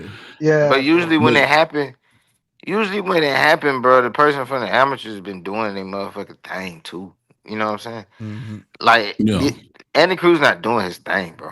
Like at the end of the day, He's not. Edwin De Los Santos. I feel like Keyshawn doing enough things for his respect without Andy Cruz. But to be honest, until you just said that shit, I forgot about that nigga Andy Cruz. Nah, I like Yeah, the he way about to be on Keyshawn his next moving. card. I forgot about him. Oh, he gonna be on Keyshawn card? Nah, No, he about to he be on on- this George Cambosis Richardson Hitchens card. Is it that card? Okay. Okay. Yeah. Yeah, if But I'm that's what not I'm saying. mistaken, Like it's that. Keyshawn the headline and stuff. But that nigga Andy This Cruz nigga ain't did still no headlining. he on the This nigga ain't done prelims. shit. He be on like the prelims and shit. But tell me this, He y'all, said, real "Don't quick. I say got a heavy. question Don't for say y'all. heavy, man." No. I got a question for y'all. Oh, shit. If Eddie Hearn was for real about this fucking fight, you don't think he would have been on social media or somewhere talking about all of the fucking offers he sent Keyshawn Davis to fight Andy Cruz? He'd have been selling all types of snake oil. Goddamn, he'd have been. We out would have there heard trying to about get it. several offers coming from Eddie Hearn Yeah.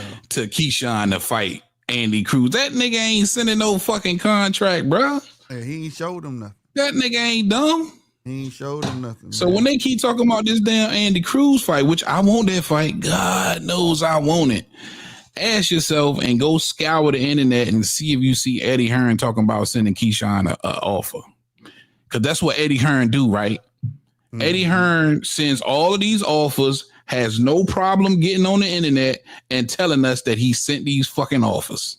Yeah, that's a fact. That's facts. Who Hold would on, you we got have somebody in a backstage.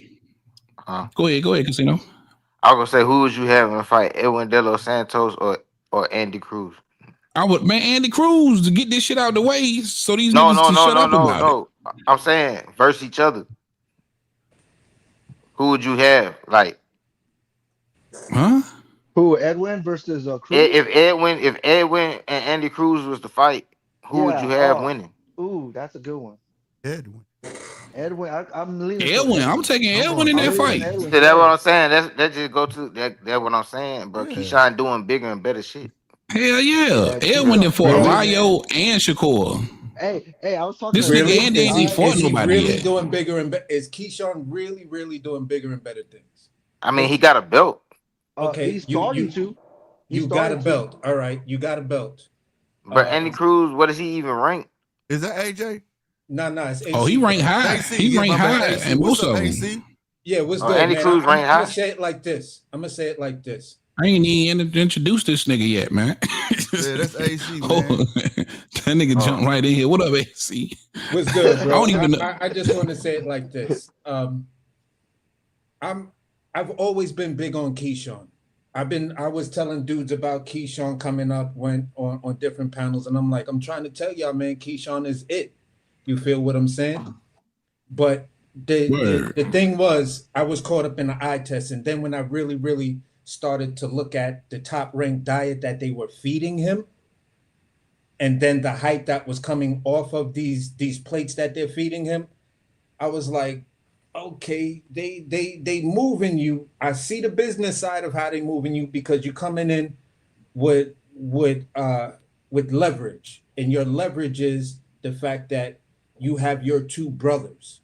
So that's a built-in package. I could build a card off of you and them two guys. You feel what I'm saying? When it comes to this Andy Cruz fight, right? The thing is this: even in the past, in Sugar Ray Leonard eras and stuff like that, we heard of these voluntary, coming out of nowhere voluntary fights, and we like, the fuck is this? Excuse my language, but we were like, what is this? And in that aspect of asking that question, then we find out, oh, this was the guy that beat you in the amateurs, or this was the guy that handed you your first victory after your 10 or 12 fights or whatever. You want your get back. When I look at Andy Cruz, right, and you're trying to tell me, that you are this guy, and media is telling me you are this guy, You could be that guy, but he may have your number. He may just be that guy that has your number. That is true. AKA the biggest joint, Shane Mosley and Vernon Forrest. Shane had never ever beat Vernon in the amateurs. When Vernon got his opportunity to see this man in the pros, you got destroyed by the guy. And I'm saying with some sort of hyperbole in it, but you just couldn't compete with Vernon. You didn't look like the great Shane Mosley we were saying you were. And then some dude that Shane could beat and beat definitively beat you. So to me, that is this Andy Cruz situation. Yeah. Like Andy Cruz could be garbage to everybody else, but guess what? He'll always beat Keyshawn. You could be garbage and go to a street. We gonna see though. You could not accept it, but when you really wasn't really it the same way? Wasn't it the same way with Oscar and Shane Mosley? Shane Mosley beat Oscar in the amateurs and in the pros. Yeah. But what I'm saying is this. This is what I'm saying. When you really look at Keyshawn and you ask yourself, from the time I started to see him and from the time, he got his silver medal, you feel what I'm saying? You were in the gold medal match, but you lost that opportunity. You feel what I'm saying? So you got to take the silver medal. Close ass fights too, boy. God, exactly. So close ass fights. When pitter patter ass bullshit ass amateur fight. There was some close. If y'all and this, let me give this shit some context. And I urge you guys that's on this Andy Cruz hype train to go. The shit is on YouTube. You can watch these fights between Andy Cruz and Keyshawn. Them shits is fucking razor sharp close. And you could it's say not the like same Andy thing was in there fucking Keyshawn up. But you could say the same thing for Lamont Roach versus Tank. When you go back and look at those two amateur fights that are out there on YouTube right now, close ass fights. One of the fights looked like, he beat Tank. But that's the one that he put in contention and things like that. But this is what I'm saying. When I look at Keyshawn and I look at, has he shown me growth? Have you shown me an improvement in certain techniques? Yes, you're fighting these guys that you have all the advantages off of because that's part of the top ranked diet in the beginning. Versus where dudes was trying to tell me, nah, he ain't ready for him. Well, Abdullah Mason is coming up the same way Terrence Crawford came up. Oh, but Keyshawn got a belt. Yeah, in 14 fights, Terrence Crawford didn't get a belt. He didn't get his first belt against Ricky Burns until he was 21, 22 fights in. 22. Yeah, 22. So at the end of the day, don't tell me about how fast Keyshawn got his belt when I know he's on a top-ranked diet. And when I'm looking at a dude like Abdullah Mason, who I'm seeing is constantly growing in every fight, he's working on things. He accomplishes those things. He had a hiccup in trying to master the uppercut. The next fight he comes back, he masters that uppercut, drops the dude, and then finishes him off. So when I'm making an argument, listen, if Keyshawn don't get off that top-ranked diet, Abdullah Mason gonna destroy him. If Abdullah Mason can stay. So them niggas, so you trying to say they're not on the same diet? They both top ranked, so they not on the same diet? No, not at all. Because you see it with certain fighters. You see listen, Bud and Lomachenko were both on top rank. Let me ask you. Let me urge you to do this, AC. Lomachenko. I'm gonna urge you to do this, AC. Go look at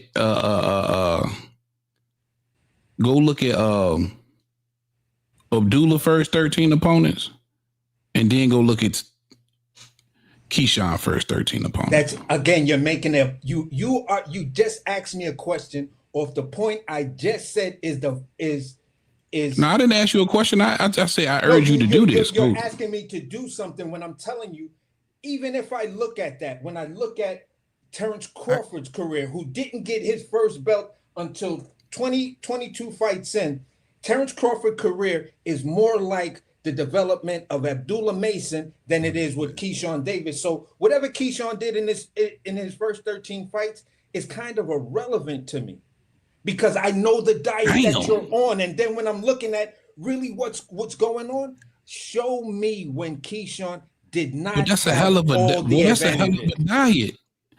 AC, that's a hell of a diet.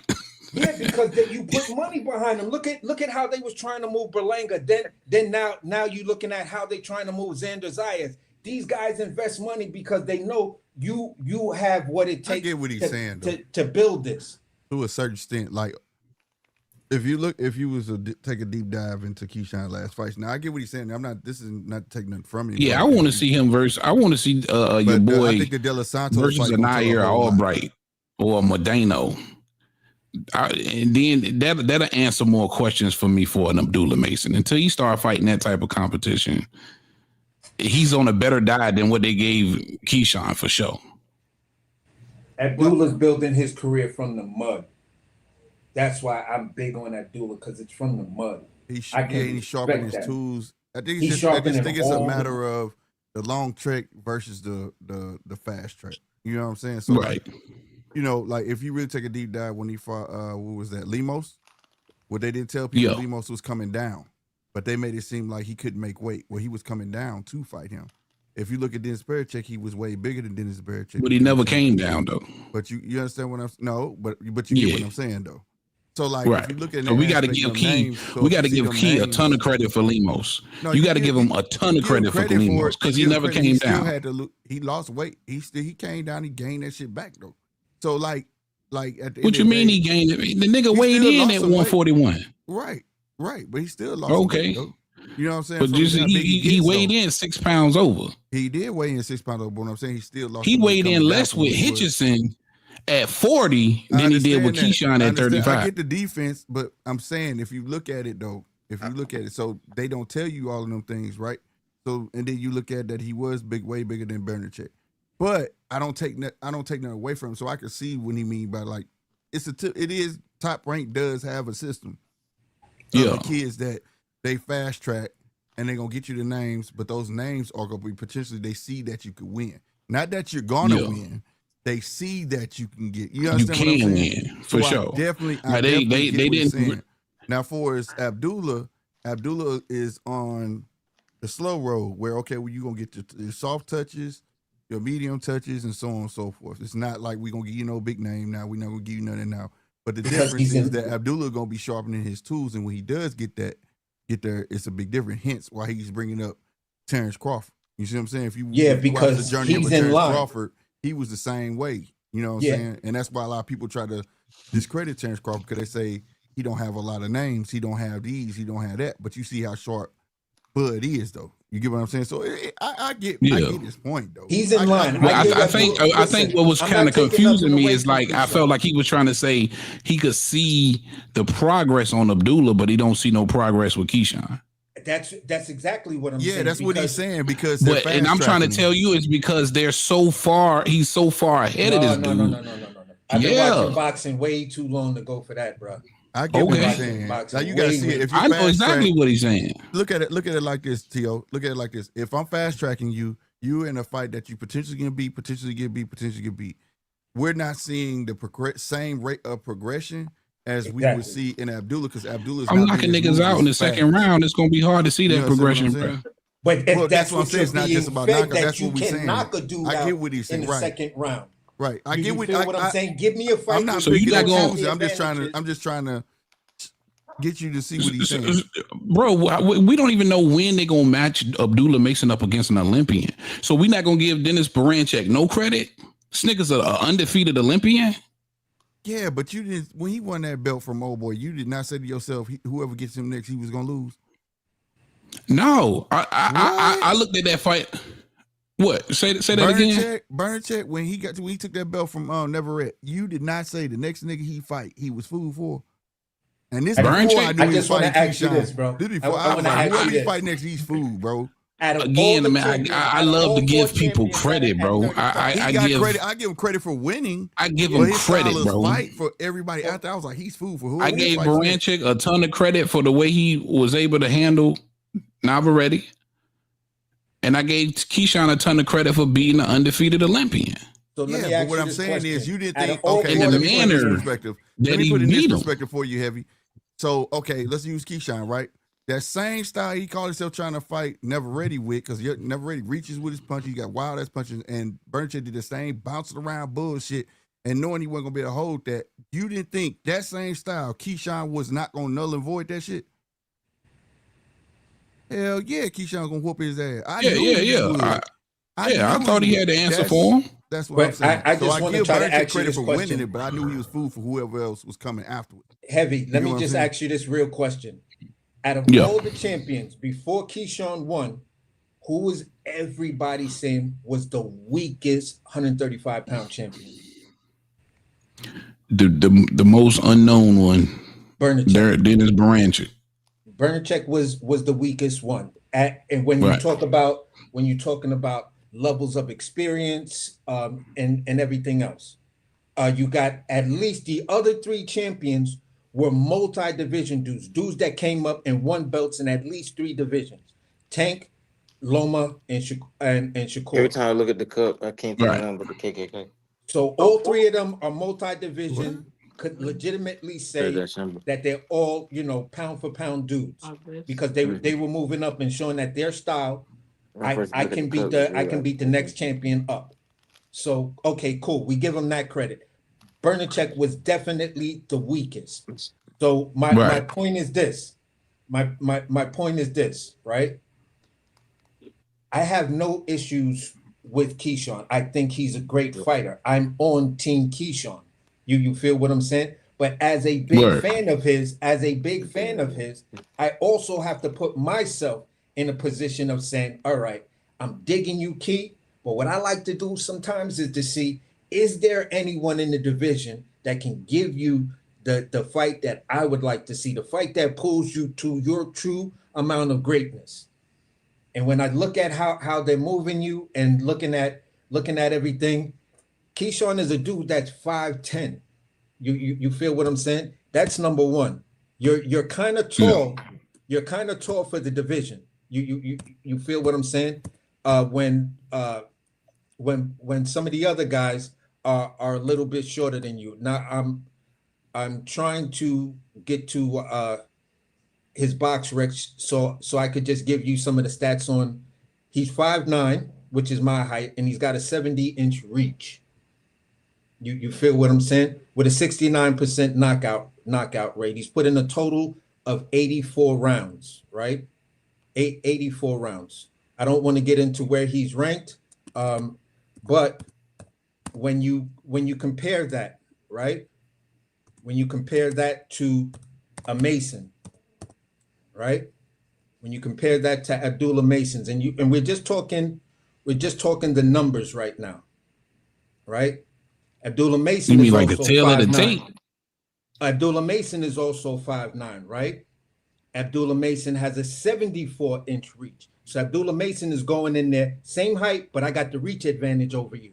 You feel what I'm saying? Abdullah Mason is also carrying an 88.89 knockout percent ratio, with less fights, with less rounds than Keyshawn, but more fights. He has 54 rounds logged in, with 16 knockouts, 18 fights total. That right there, those numbers right there, and I'm a numbers guy. Those numbers tell me right there, this kid is developing like a true champion, like the champion that becomes legacy. The way you're moving. Why? Because he fought more cab drivers? Nah, they're not. Come on, bro. Come on. Bro. Again, look at the fights. Look at the fighters, bro. That's real shit. If you comparing what? No, I was gonna say that's real shit. You just snapped. Like, that's all. Yeah, bro. Okay. If you comparing the fights, there is no comparison. Keyshawn's competition's been way tougher, bro. Can I say again? I can't even measure with the niggas Abdullah Mason has fought. I can't even begin to measure him until he fights a Lemos, until he fights a Modeno, until he fights a Nair Albright. He ain't even fought the likes of them niggas that Keyshawn already beat. He got to get a real step up in here. And listen, Abdullah Mason is a long ways from a De Los Santos, bro. No, he's not. Whether you want to believe it or not. You just seen a cab driver. You just seen a cab driver drop this nigga twice in his last fight. Then here's my point. I hear what you just seen saying. A cab driver drop Abdullah Mason twice in his last fight, bro. And I was at the fight, man. I put 2 cents. I was there. But did Abdullah Mason not stop the guy? He was trying something. That when you but you ain't never seen Keyshawn get dropped by no cab driver, bro. Because Keyshawn has all the advantages. Let me say something. How he got all the advantages and he's fighting the better fighters? Man, first of all, you got it, bro. You got it. Let me put 2 cents in on right there. Keyshawn is fighting names. These guys are over the hill. They're no competition for Keyshawn nor Abdullah Mason. Abdullah Mason is only on the back burner because Top Rank has people in a line. Nah, people in a line. If Keyshawn should go somewhere, guess who's the next big thing? It's going to be Abdullah Mason at Top Rank. You got it, bro. They got Keyshawn on the fast track, and they got Abdullah Mason on the regular shit. On the back burner. No, he not on the back burner. He on the regular shit, bro. Let me finish. Keyshawn, if Keyshawn was 19, the nigga would be fighting the same niggas that Abdullah Mason fighting, bro. It's the only difference is that Keyshawn is older than he older. He an older young nigga. You see what I'm saying? Way more experience. With way more experience. I just think it's 2 different paths in the comparison. Yeah, that's all it is. Is he a different paths? Or not? It's 2 different paths. He just tried to compare them niggas with them fighters, though. But that's crazy work. I'm telling you the development of fighters. Yo, that's crazy work. It's crazy work. I get what you're saying. I'm telling you the development of fighters. I appreciate, and this is my argument that I'll make 7 days a week, 366 days a year. When I'm talking about the development of a guy who's going to be legacy, you feel what I'm saying? Hey, when I'm talking the development of that guy, I appreciate more is Abdullah Mason what is an Olympian? No. Okay. Well, there's different tracks. Maybe look. If you're an Olympian, you could even get fast track real quick. Yeah, that's the point. That's the point I'm making. That's the point I'm making. That's the point I'm making because when you look at it, Terrence Crawford. But hold on, time out, AC. You killing your argument because that's what I'm trying to tell you.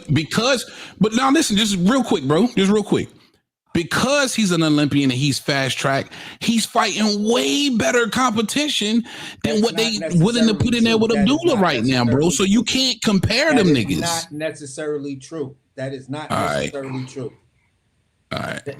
All Olympians don't pan out, but I will. Yeah, exactly. That's what I'm trying to say. Y'all just complaining. But I think y'all having 2 different arguments, bro. I think Andy Cruz is a gold medal. Y'all having 2. No, we not. This nigga basically said they fighting the same guys, bro.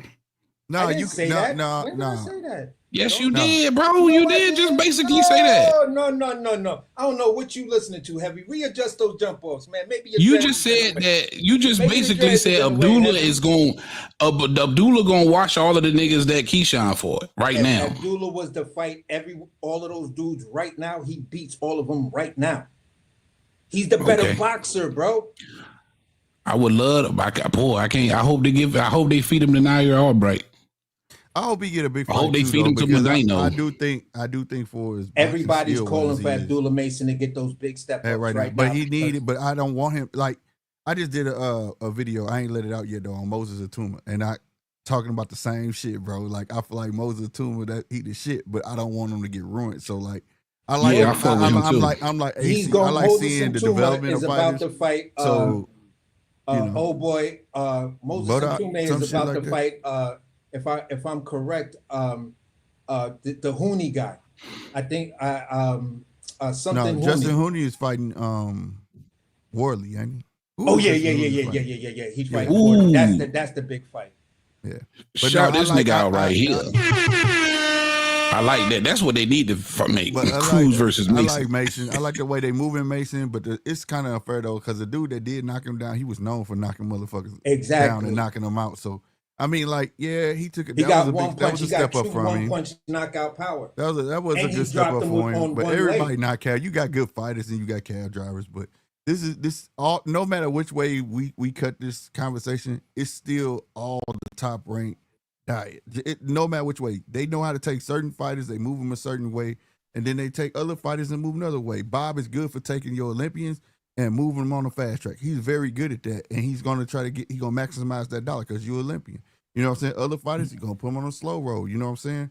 But at the end of the day, it's just to each his own. What do you like? Do you like to see the progression of fighters, or do you like to see them get the rounds in, or do you just want the exciting fighter where in between fights you don't get to see that progression?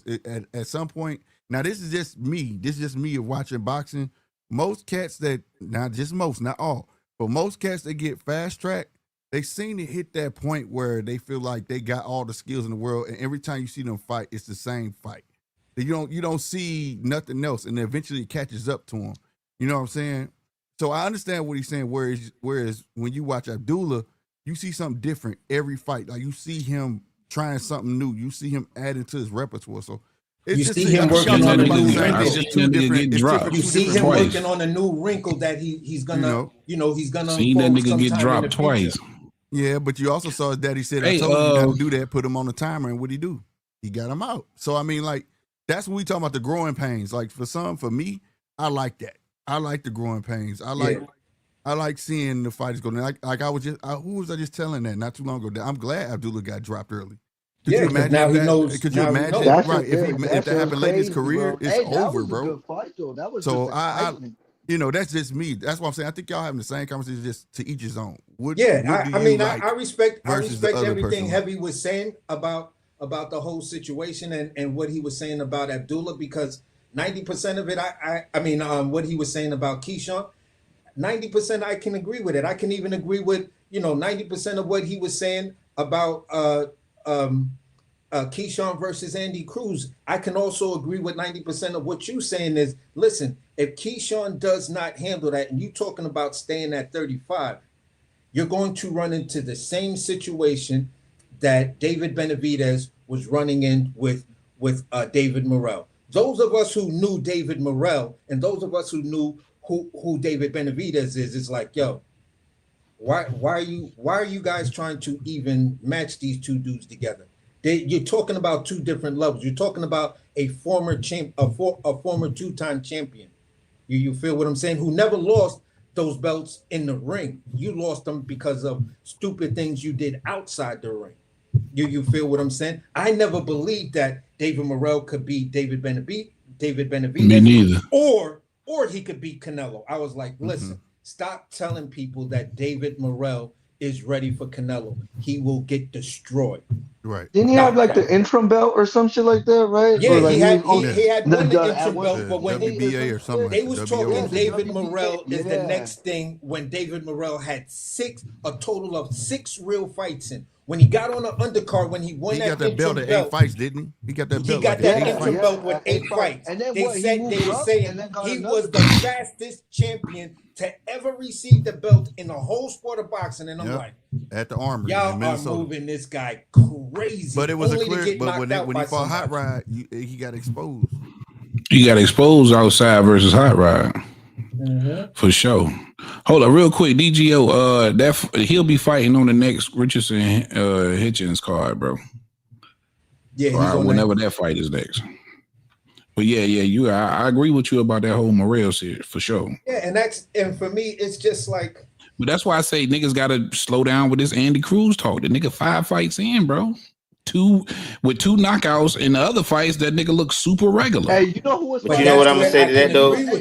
That's where I can agree with you. But where I disagree is in the fact that when you look at the total amount of fights, hey, hold on, AC. Let my man round one get a word in. Go ahead. No. Sorry, AC, you go ahead. I was just gonna say, you know who was 5 fights in and was a champion?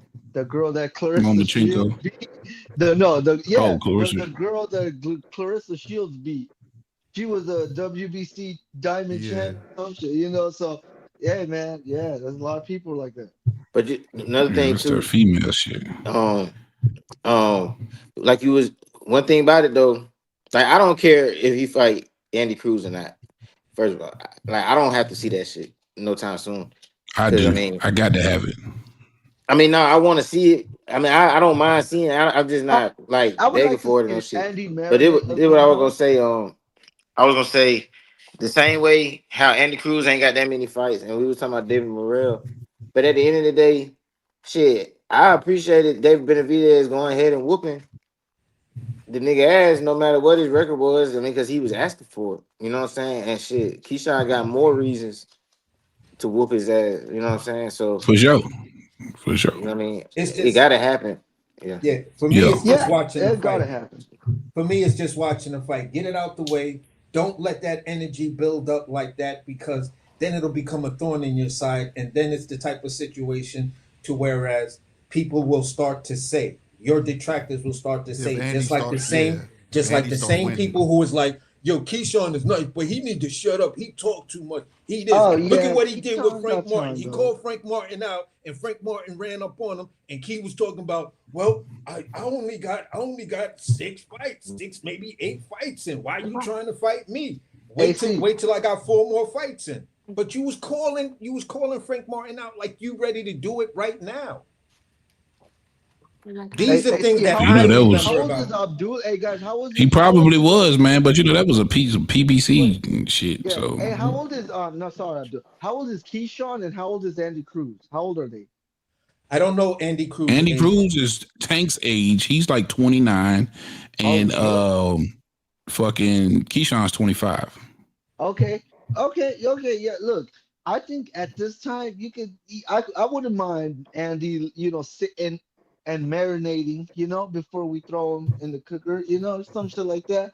Because it's like, Yeah, yeah, right now if Keyshawn, he just got the belt. He gonna do couple title defenses, and maybe he want to start unifying or something, right? So if anything, that's what's gonna basically happen right now. I don't see Andy Cruz and him fighting anytime soon, but I would see. I think the fight would happen a couple years from now, maybe.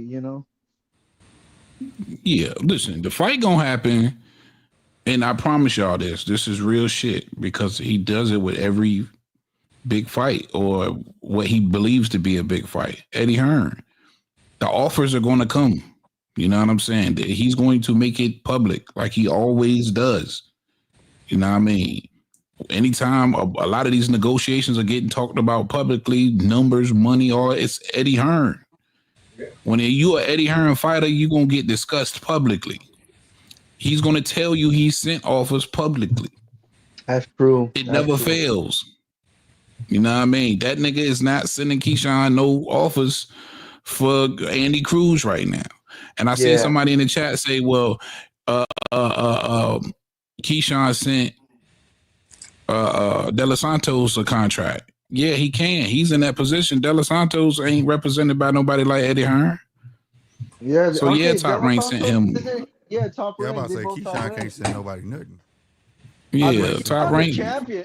Hey, Keyshawn the Well, you know, champion. But yeah. They 135 gotta is at come a to him. stalemate though. Yeah, I don't know yeah, where yeah, do it y'all is. see this shit going? Because it's at Oh a my stalemate. God, bro. Hey, the Keyshawn not first, gonna hey, fight Shakur. yeah, that's the They thing, hoping on Slick. Lomachenko to come back. That's the Devontae thing, like, man, Slick. I just want money. That's the thing, Slick. Like the 135 right now has is because 135 was always a hot division, but right now, like you said, it's at a stalemate right now. We don't know what's gonna happen. Shakur and Keyshawn ain't gonna fight. Loma, he's still out for like another. I don't know what he doing over there at Ukraine, maybe.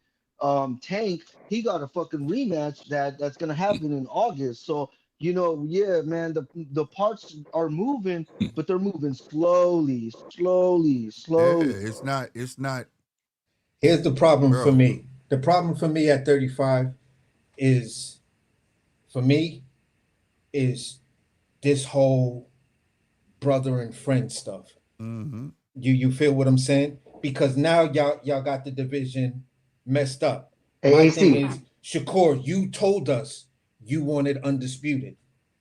You told us that. You told us that on many different occasions. But your moves are nowhere near showing us that you want undisputed.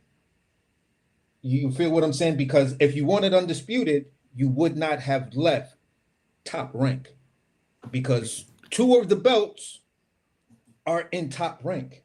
That's the thing too, AC. That's the thing. Well, 3 of the belts, right? Because No, Shakur had one. Bernacek, aka Navarrete, had 2. And Tank didn't have a belt back then, and it was okay, yeah, Lomachenko. that's true. That's true. It That's was true. All right, Lomachenko. yeah, Then that's true. Tank gets That's his true. belt through the elevation process. Elevation, yeah. He becomes an email champion. Tells him, "I don't want the belt, but now you've got a belt." So when you look at it, people will say Keyshawn is not ready for AC, Tank. and I get Go a ahead. problem with that too, bro. Because like, don't get me wrong. I'm tired of this friendship shit. Because it's like true. I'll be watching UFC too, bro. I'll be on the fight game a lot, but even at the Now UFC, I know if who we, you are. One, I got mad respect for you because I be seeing yeah, you. I'm starting to see you in different interviews. I think I saw you talking to True School Boxing, and I rocks with True School because he True covers the School. Japanese boxers. I think y'all was Oh yeah, talking about no. Angelo Leo. Oh no. I think that was someone else thing. Yeah, I don't know. No. That's probably someone, some other dude named Fight Sports One or some shit like that. But like he talks about boxing, but like I watched the whole fight game, like Okay. UFC, MMA, everything, karate, combat, everything. So I'm integrate. I'm like in the fight game, but like I said, like I hate that shit because in the UFC we had a champ named Aljamain Sterling. I don't know if you heard of him. I know but he who was Aljamain. I watch UFC. I've been yeah, watching UFC. All right, so I go way back to Hey, that UFC shit don't get no play over here. Cut that UFC shit out. All right, but look, so we had a guy, Aljo, he was 130 champ, and his boy, and it was his teammate. I could see it, Marab, it was his teammate. Yeah. But even Marab said he was the #1 contender. He don't want to fight Aljo. So and even Dana White is like, man, what the fuck? This guy don't want to fight, and he don't want to fight his stablemates. Yeah. So I get it, bro. You got people like Keyshawn and Shakur. But they're not we don't wanna stablemates fight. though. Yeah, Shakur is trained by his grandfather. Keyshawn is being beat. Exactly. So it's like I get it from that standpoint where Aljo, because later on Aljo moved up after losing the belt, he moved up. He lost to Sean O'Malley. Yeah. And then the next turn, it was Marab's turn, and Marab beat that guy, Sean O'Malley. So Marab is the champ now. But Aljo didn't want to move back down. So he's moving up. He's doing his thing at featherweight. His boy is at 135, ruling the division, So yeah, you got fighters like that are stable mates, but I get it. Like Shakur and Keyshawn aren't, bro. Like y'all motherfuckers should fight. Y'all have a belt. Y'all are in the same house on top rank. Like that's easy. I agree with that, bro. I agree wholeheartedly. That could be a pay-per-view, bro. Dab like, and Floyd were really good friends when they fought. They were really, really good friends when they fought. Eventually. And they still fought. You feel what I'm saying? Sean and Bud too, man. Sean and Bud. Was At really one good. point, they said they had a pact. They wasn't gonna fight each other. They talk about they watch fights together. All right, but I'm gonna keep it pushing, man. Shout out Beasley McNasty in the chat. He said, and Mason has sent a contract to Kid Austin, and they outpriced themselves. And that was the final discussion we're gonna have, which is also in the title. Floyd Schofield and his son. I'm not sure if you guys got that news yet, but it appears it could be a duck or it could be a smart business play. Let me see if I can get this audio real quick. Oh my God. But if you guys haven't heard, Team Mason, Abdullah Mason, which we spend a good amount of time talking about, his team in Top Rank sent an offer to Floyd Schofield, or Kid Austin, $1 million. And Floyd Schofield Sr., he confirmed this. Let me see if I can find this shit real quick. He confirmed this, and I think this is it right here. Man, I don't believe Floyd. And I want y'all to listen to this audio. Man. All right, because that motherfucker be lying, bro. Capping his ass off. And we'll dissect it. Let me see. News that's out in the bullcrap about Kid and Mason fight. All right. Number one, yes, we want to fight Mason, and yes, we will fight Mason, according to Golden Boy and them. But Golden Boy had bigger plans. So yes, Mason offered us $1 million, or their team over there offered $1 million for us to fight. But Golden Boy offered us a 5-year deal for $5 million. Guaranteed 5 years employment, guaranteed we'll be fighting for its title soon. What would you pick? Alright, so we got the Greg Hackett's and all them saying all that nonsense they don't know about. Oh, he ducked 2.5. Nah, because I have $5 million on the table. A deal for $5 million on the table. And the team that's offering is saying nah. So I had a choice. Are we going this side for $1 million or we going this side for $5 million? And $5 million, that's just the minimum. That ain't even everything. That's just the minimum. So y'all can believe whatever y'all want. I thank you to the fans that's been following us. We appreciate y'all. And I really don't like putting money business out there, but I figured I'll clear the rumors. Nobody's scared of no Mason. We look forward fighting Mason. We shared the ring with them. Anyway. Oh my God, bro. That's pretty much it, man. So for those of you who didn't catch the whole thing, let me break it down for you. Of course, they received the offer from Team Abdullah Mason, Top Rank or whoever, for $1 million for Floyd Schofield. Instead of hopping on that $1 million offer for one fight versus Abdullah Mason, his father comes out to clear the air and lets us know that Oscar De La Hoya and Golden Boy put another deal on the table for $5 million for 5 years. Damn, bro. And he He's asked, lost, bro. what would you do? That's fucked, bro. He's lost. Like, what's he gonna do? What's he gonna fight? Hold on, bro. Hold on. Real quick, shout out Ryan Frazier. Appreciate you joining us, man. Real quick, Ryan, where you from, bro? I'm from Toronto, Canada, man. 6'6". Oh, Canada in the building. AC, where you from, bro? Territory. I hear you. Because I don't believe you've been on my show before neither, AC. Where you from? No, AC I haven't been on your show, but you been on my show before? My bad, bro. I'm sorry, AC. Oh, where you from, though? Huh? Where you from, though? No, I said Brooklyn, New York, bro. Oh, Brooklyn. BK in the building. Okay. Yeah, bro. For sure. And Ryan, where you from? I'm from South Central. South Central, LA in the building. Okay. All right, fellas. That's the setup. And listen, AC, I liked your reaction. Go ahead and give us your thoughts. That's like, my guy. You talking about $5 million over 5 years. See, those type of contracts, they don't work. That's the okie doke. That's the okie doke because you'll be expecting a fight every year. And if you can't get that fight every year, then I could run out the clock on paying you. I could sit you on the shelf because that's what they did to Ortiz. Ortiz, that was the heavyweight with the Zone. Same company, the Zone. Promised him a lucrative contract over years and then sat him down. And he didn't get, the only fight he actually got was, I think, Takam. And then it was supposed to be Chisora. And I don't even believe he got the Chisora fight because Chisora went over and fought AJ. So those type of deals, bro, take the $1 million for the one fight. Are you stupid? Yes. Like, who's your business manager? Who's talking to you about real money? So that's where I'll leave it at that, man. I don't want for sure. Gosh, almighty. Let's go to the newcomer real quick. Ryan Frazier, man. Thoughts? Yeah, that's definitely as we call a slave deal in boxing, bro. That's a slave deal. At Schofield's point in his career, he doesn't even need that deal. I don't understand it. It makes zero sense. Like when you got guys like Shakur Stevenson trying to fight you H2O, and now Abdullah Mason. I mean, they could be their own contractors, bro. Like they should be going that route. That's where boxing's at right now. You know, promoters, they lock the guys in for this long. If it's more than 2 years, it's a bad deal, man. That's the way I feel. Facts. Absolutely, bro. Boy, Slick, you look like you anxious. Slick, are you ready to pop, bro? I'm like, this guy talking about how smart he is and this and that third, like he don't know the boxing. We saw this with Mikey Garcia. We recently saw it with, what's my big guy from that had to leave, was he with Metro? Who was he? You know, I'm talking about lost Big Bang. You know, he was like, let me up out of this deal because y'all ain't doing no with me. You promised me this money. I'm not getting the fights. You know what I'm saying? They've been promising man the big fights. He was over there forever. Had a screaming his name, would never get it to him until Reese the Turkey jumped in the game.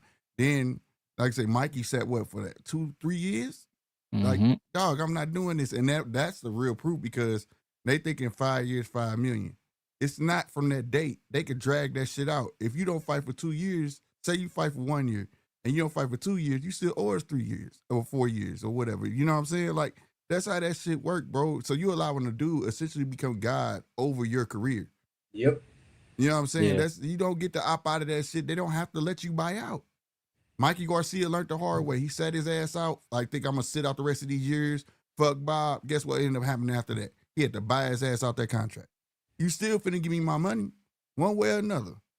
Why would you do that when you could potentially take a fight with Abdullah Mason, beat him, and become a bigger draw?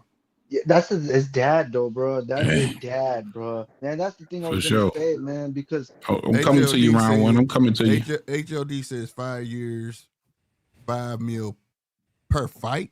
Man, ain't nobody. Hell no. Hell no. HLD, now I know you HLD, bro. Come on, HLD. You play. I know you, bro. You smarter than that, bro. You said they gonna get that man 5 mil a fight. Hey, bro, come on now, dog. Come on, man. Come on, man. One per fight minimum. No. Come on with the bullshit. Nah, I don't even think it's 1 mil per You fight. didn't hold the time out. You didn't interrupted the throat. Round one. Give us your, okay, I'm about to say, bro. Like, give us your thoughts, round one.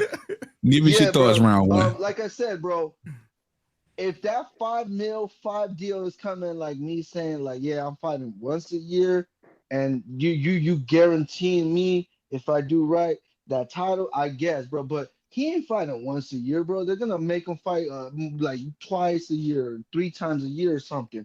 And then especially Golden Boy, he gonna get tomato cans, bro. Like how long is it gonna get to the title shot? I mean, he could have got one. His daddy and them fucking slipped on a banana peel or something and ended up at the hospital somehow. I don't know fucking for what. I still don't even know for what he was in the hospital for, bro. You know? But yeah, man, 5 years, 5 deal. That's a fuck over contract unless you fighting once a year for 1 mil, then yeah, but I don't see that. Nah, hell no. Casino. Yo. It's your kind of deal right there, ain't it, boy? Man, hell no, man. Shit. I mean, Schofield the duck, man. Shit. It ain't even about the money, bro. Like, it's not about the deal. It ain't about the man. That man ain't trying to fight no Abdullah Mason. And Slick was saying, plan this another time. This nigga's scared. I mean, you can see it all in his face and shit when he was getting they was talking to him at the interview when he was over there in Saudi Arabia and shit. Then all of a sudden, this nigga in the hospital and shit. Now this nigga coming back. The only reason we even know about this shit is because his dad trying to get ahead of the duck. Because I mean, nobody even knew that he was finna fight Abdullah Mason, bro. So you basically just try to use the situation as to get ahead of the whole story and put your side of it out there before anybody else say anything, and then B, you got some clout off of just the fact of people thinking about you fighting Abdullah Mason and shit, just the possibility you got us talking about the shit. But nigga, if you ain't fight Shakur, we know you ain't fighting Abdullah, nigga, because that's it's worse for you. It's worse for you to fight Abdullah Mason for your health. You know what I'm saying? Definitely a knockout element there for sure. Yeah. And my little 2 cents, man, I just feel it's 2025, man. Come on, man. Pops, you've been around the sport long enough, man. I think in 2025, this boxing 101. This, you don't let nobody hold you up for 5 years for that little change, bruh. You got to roll the dice on your son. You have to take this $1 million fight with Abdullah Mason. You got to have that. I mean, he's 22 years old. He could lose to Abdullah and still he's only 22. Yep. You feel me? The kid's got his entire career in front of him.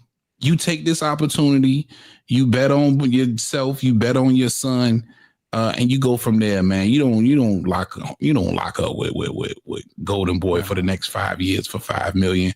And shout out HLD in the chat. He said fight contracts have a minimum. No, listen, his father explained it perfectly. He said they had a deal from Golden Boy for $5 million over 5 years.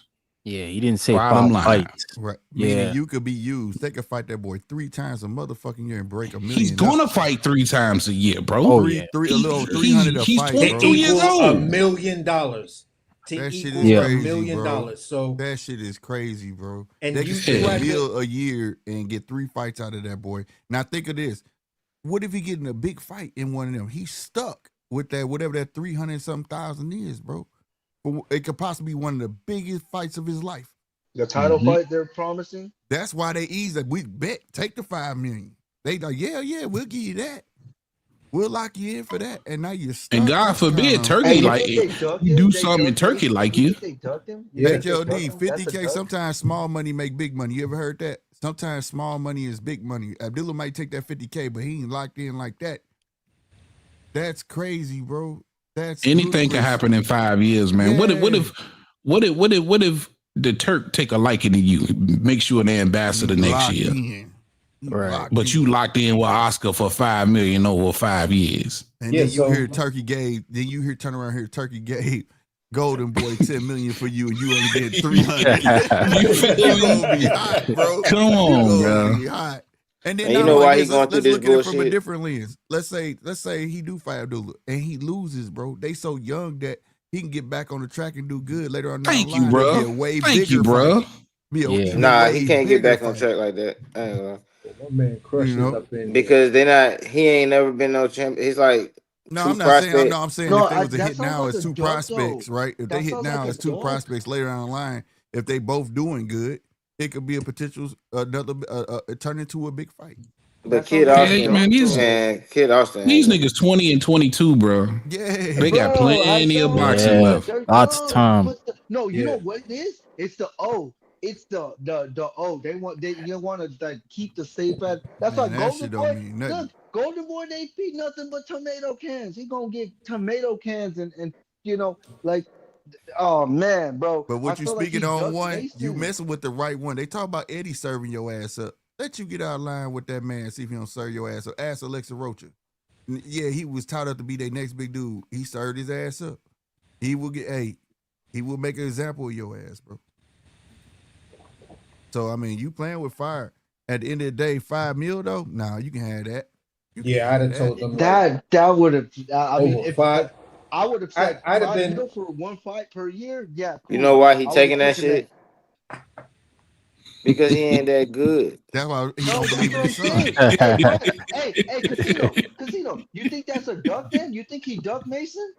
Because I think. Well, yeah, bro, he got to duck Mason. Man, let me tell you something, bro. You got to duck Mason. Bro, listen, bro. You Kid Austin can't. And you ain't got the bro, reach. Kid Austin ain't talking about shit, bro. He's not elite, and he gonna get his ass whooped by anybody elite, anybody else we've been talking about today. It's the perfect setup, bro. That's for true. He's a golden man. boy. That man gonna be coming for and getting counted all day, bro.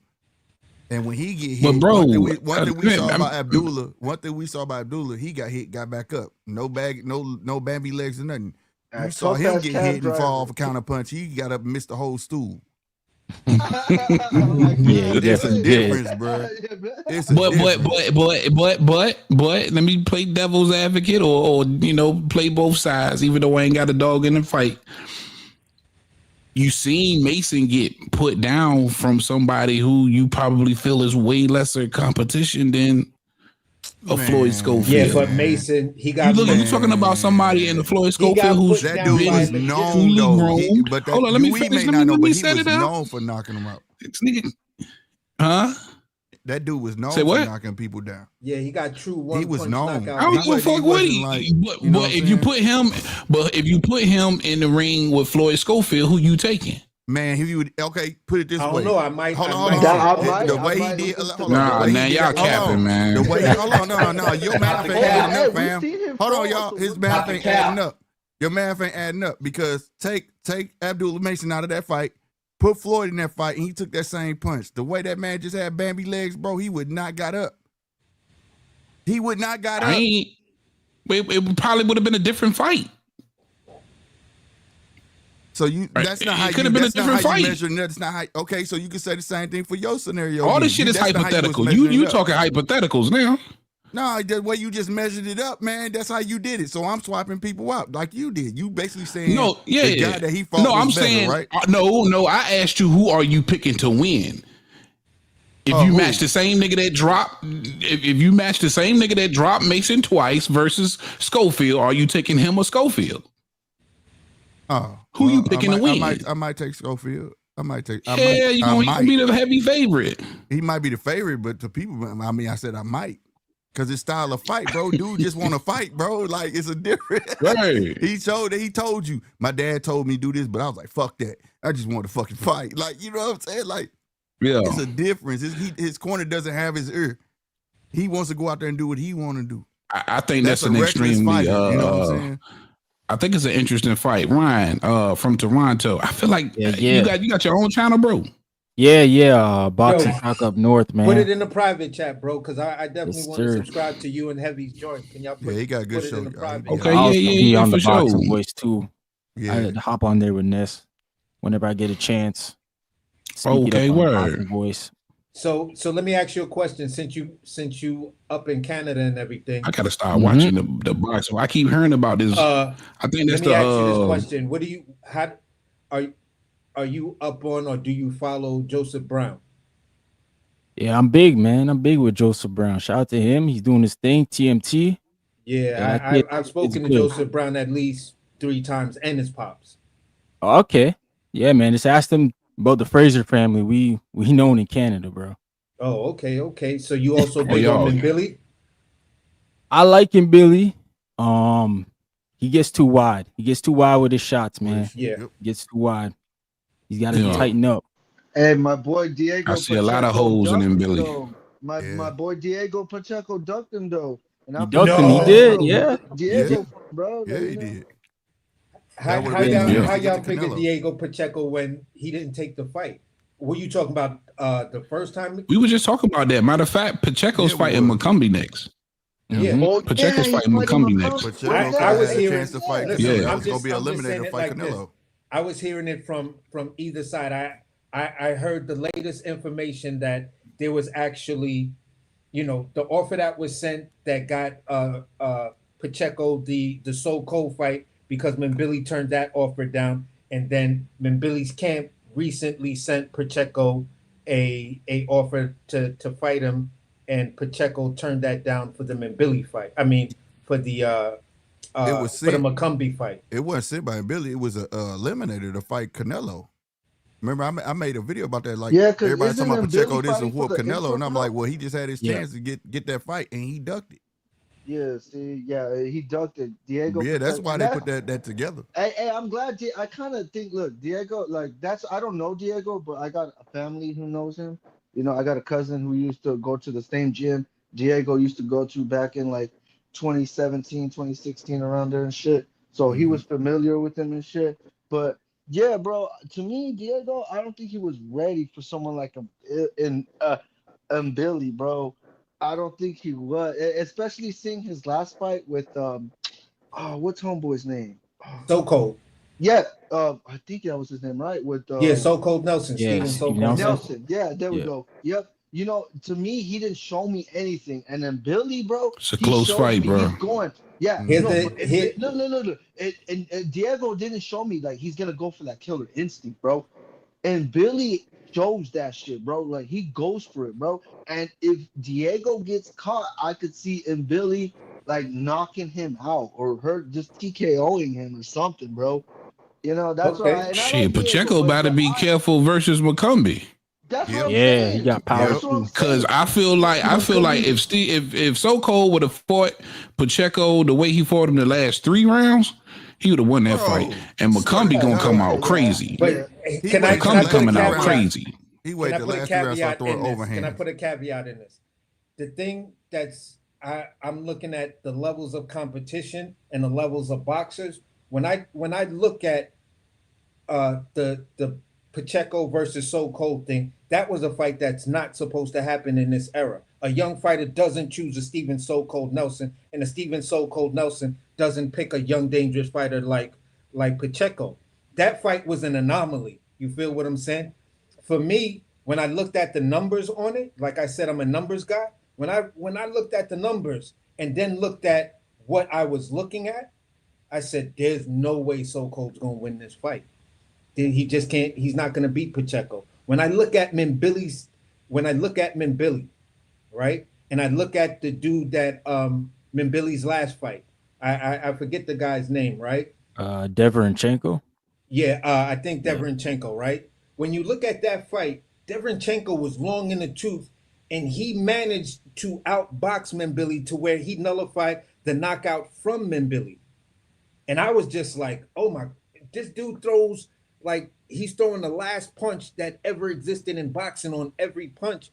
If he gets in there with a guy that has a stick and control his range, this is going to be one of the easiest fights. When I look at stylistically, I do not see Minbilly being able to compete with Diego Pacheco. When I know because I know Steven So Cold Nelson and his ring IQ, I was like, "Ooh, this is a dangerous fight." But I got Pacheco winning, but So Cold could easily take the second half once So Cold get his engine running. If Pacheco can't keep So Cold from stepping in on the inside on him. He got that engine running too late, bro. Yeah, and that's what happened. He got that engine running too damn late. That Pacheco uppercut kind of when he tried to do it in the 6th round, that uppercut said, no, not right now. Let me get a little bit more tired. Let me get a little bit more tired from defending you. And that arm reach did give Nelson some issues too, man. It helped keep him at bay for sure. But man, when he decided to come inside and really fight, he took over. You know what I mean? He literally took over those last few rounds to me. I was terrified. I was like, oh my God, my boy about to get stopped. I don't think it was that bad. That last round had me terrified. I was like, come on, get up out of there. Get up out of there. But yeah, he got McCombie next, man. I'm excited to see that one, bro. Yeah. I'm like, bro, why Diego? I want to see what he do when somebody jump on his ass early. But see, these are the type of, when I look at development, again, and this goes back to some of the points I was making before. This is what brings me to really, really like Diego Pacheco. This type of taking this guy and then this guy. You feel what I'm saying? Because young fighters are not supposed to go from a So Cold to a McCombie who just fought a former champion. So Cold Nelson was fighting under undercards. You feel what I'm saying? When nobody was basically there. He got a gift. Minbilly came through the rankings of the what I call gladiator school of pro box, and then went in there and dropped a former champion. So I'm like, bruh, you better be on your P's and Q's because McCombie's coming to win. He's gonna have on his MAGA hat and he's gonna come in there and try to get that. I think McCombie's and Billy is more dangerous than McCombie. That's what I think. But I mean, that's what I'm saying. My boy Diego, he gonna have. No, that was the Dominican fight. That Hamza Shiraz. He fought that Carlos Adames. Yeah. No, how tall is he? He tall as hell too. He kind of lanky. Yeah, right. 6'3" versus 6'4". Goddamn, put them motherfuckers in the ring. Put them together. That's the fight at 160. Well, they got the same profile, don't they? Them niggas, they look alike. Let's get that. But all right, let me steer this ship. Let me steer this ship back to the conversation, man, because I'm about to wrap this shit up here in a minute, man. I definitely wanted to cover the rest of the Floyd Schofield situation. I think we all got off on that, but I did have. I had a question, man, but we started talking about other shit, man. About one more question about that particular situation. With Schofield? Oh, okay. So I wanted to know because Floyd Schofield Sr. asked the question, and I think he's junior and Kid Austin is actually the third, he said. Yeah. I never knew that, so I always call him senior. But he asked, what would you do? What would you do? And that's the question I got for the panel. In your ideal world, if that was on the table for you, how would you handle that situation? And Ryan, we'll start with you, brother. Man, now that I'm like looking at it, they were probably in a tough spot because we all remember what they did last, man. They fell out of Riyadh show. It was the kind of skeptical, and it's like you look out there, people not jumping at you probably. Top Rank probably not coming with you with no offers. Matchroom definitely not coming with you. So it's like Golden Boy probably the only one that came to the table with them. So they're like, man, this is what we got to take. Well, maybe you don't know, but Abdullah Mason, Top Rank, they offered him $1 million. I get that, but I'm saying promotional deals. Like it sounded like their contract was almost promotional up. deals. Yeah. Yeah. So I'm like, they probably looking at it like, shoot, we got to sign because nobody else coming to us with no contracts.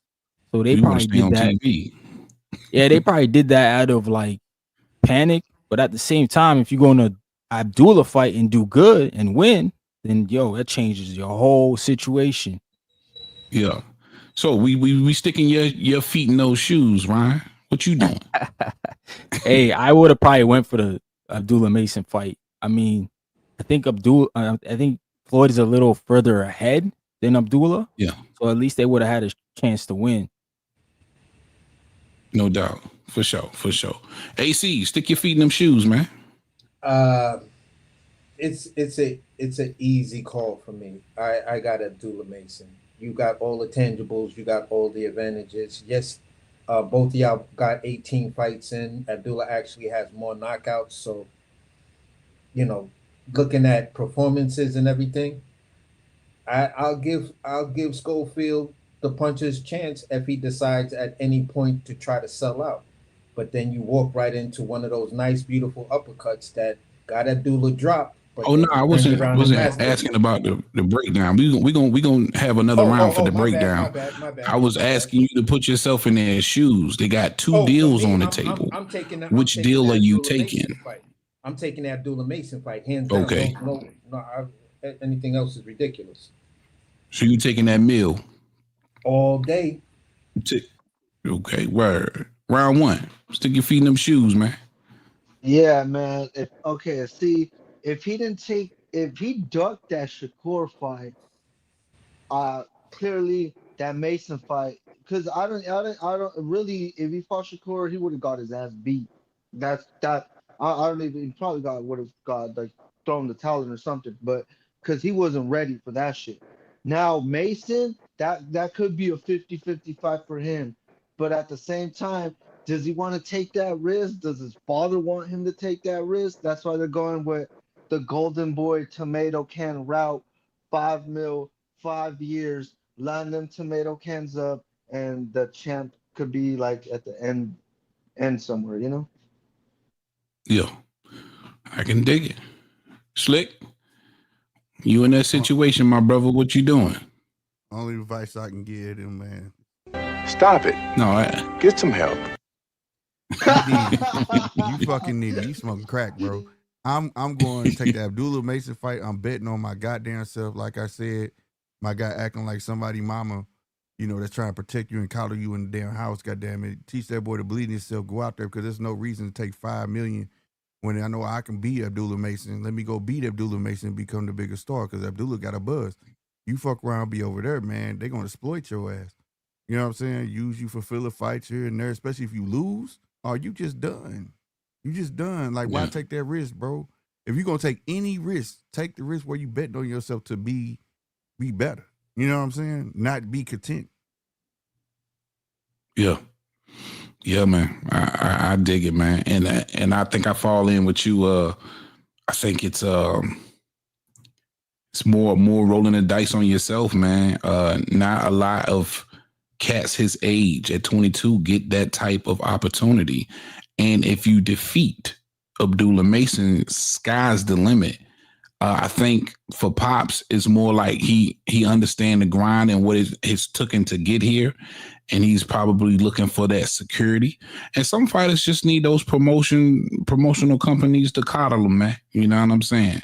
Mm-hmm. But I would most definitely, if I'm in that situation, I got to take that $1 million and fight a guy who I believe I'm ahead of. Like my man said, I think he believes he's more experienced. He's ahead of Abdullah Mason. He's a real contender where a lot of people can, probably still calls Abdullah Mason a prospect. All right. So you're going to give me $1 million for a prospect fight. I got to take that. I gotta take that. It's hard to leave that on the table. Now, final question for the night, guys. If this fight actually happens, because he didn't say what deal he was going to take. Now, AC, we can get into your breakdown, man. Who you taking in that fight? Abdullah Mason, Floyd Schofield, which I think is a great fight, man. I think this would be the perfect step-up fight for both fighters. How do you see that one playing out? Like I just said, but I'm gonna keep it short. Ditto. What I just said, that I think Mason has the advantages. They both have 18 fights. I believe Mason has more knockouts. Mason has been working on stuff. I don't see that with Floyd Schofield.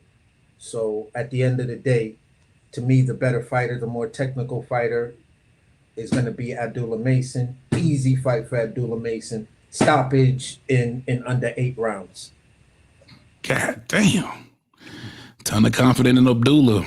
Round 1. Who you like? Yeah, man. If Mason and Schofield fight, that to me, I see that like a 50-50 fight. Not like the Shakur fight, because I've seen that like a 20-10 maybe for him. But this one more a 50-50. But still, this is why, like I said, I think they ducked him because they don't want to lose their O, because they want to like, keep up their resume, or make it seem like they good and shit, fighting tomato cans. But because if they did take it, I would have seen Mason probably dropping them by the like 8th, maybe drop them in the 2nd, and then probably stopping them around like 10. Okay. I can dig it. Slick. Who you like? Abdullah. I just think that mechanics of Schofield just feeds into his scheme. I mean, leaning over the front foot, wide punches, when he can't get his distance get, he just want to leap in. I just see it. It's just too many mistakes that's going to make an easy fight for Abdullah, bro. That's just bottom line. I can definitely see Abdullah getting a knockout.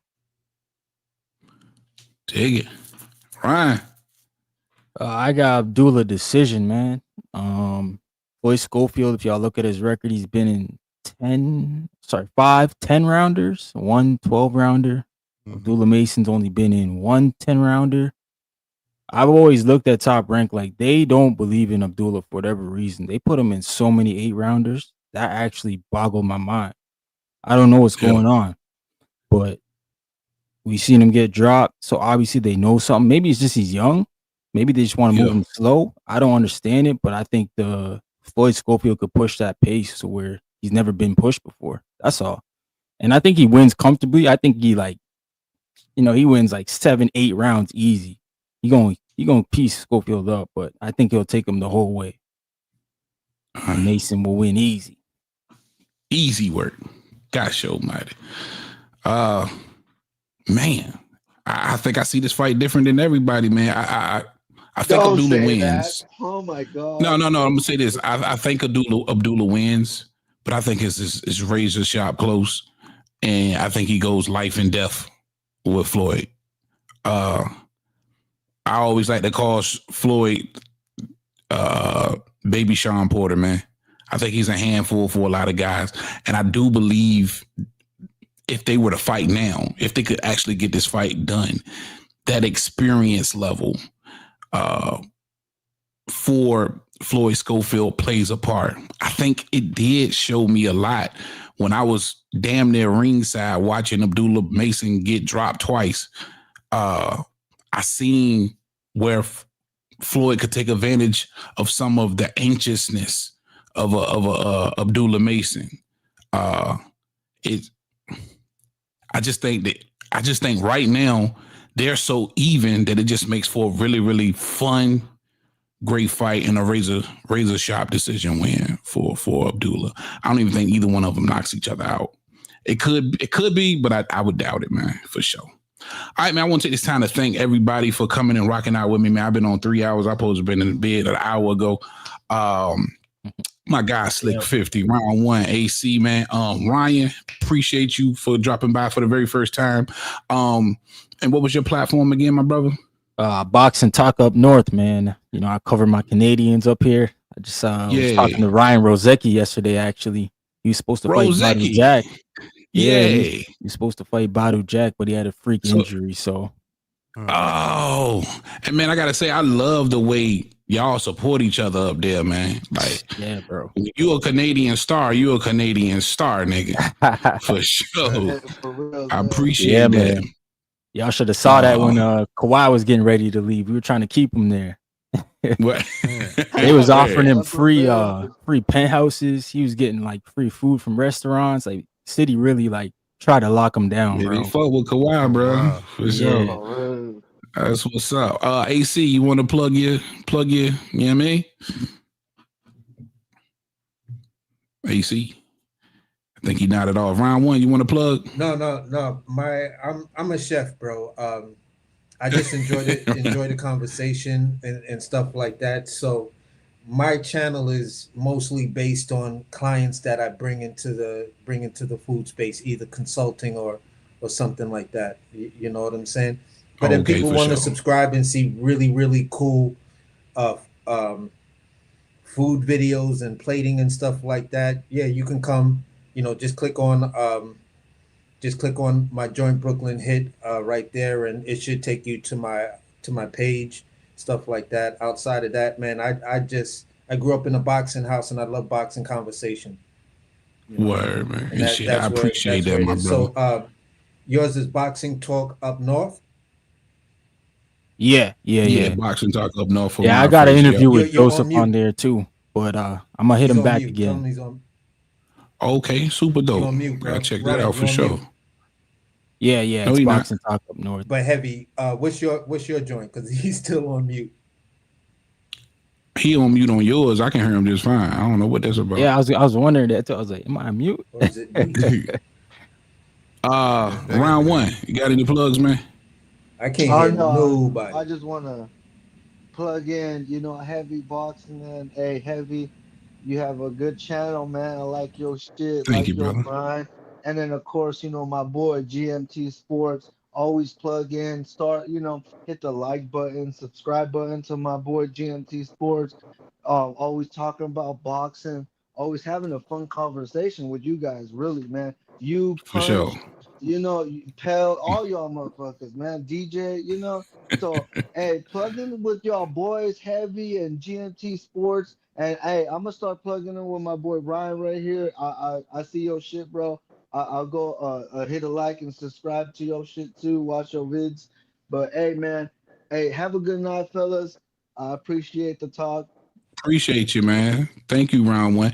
And real quick, I want to ask you guys, too, man, because if you notice, and maybe AC and Ryan, you probably haven't seen it, my intro and outro is just a bunch of the subscribers and the homies shouting out the channel. So if you guys get a quick 5 or 10 seconds, man, to shout out the channel with your phone and send it to me on Instagram at Heavy Bag TV, of course. I would love to have it, man, so I can put it in my intro. All right. Okay. Yeah, Slick 50, man. I appreciate that, Ryan. Slick 50, take us home, brother. Well, y'all know what it is. This is your boy Slick 50, the one and only, man.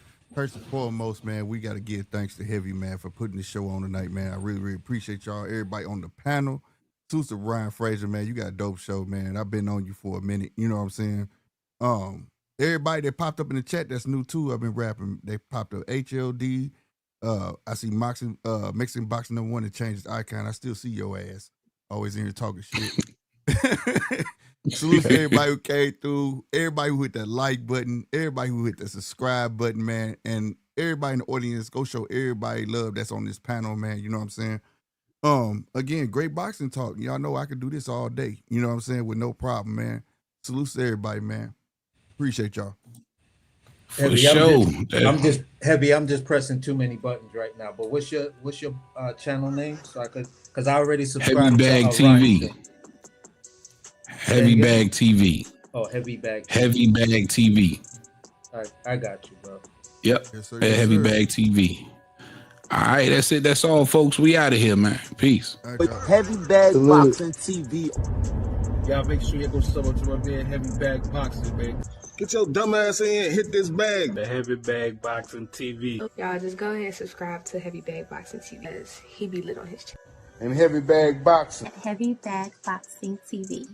Yo, shout out to Heavy Bag Boxing TV.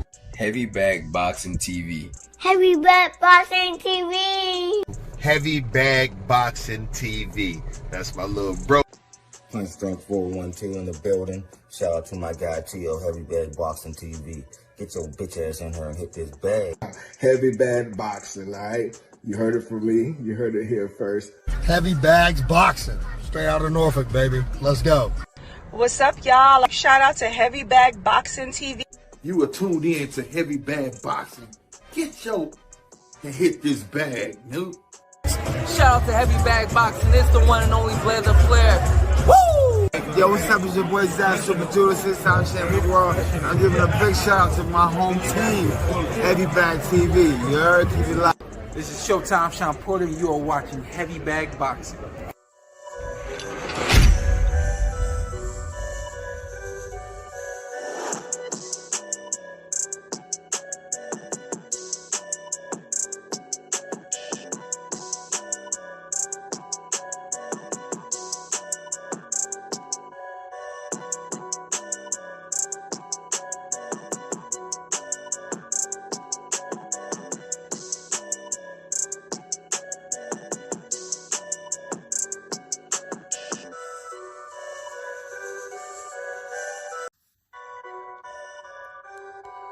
Perfect.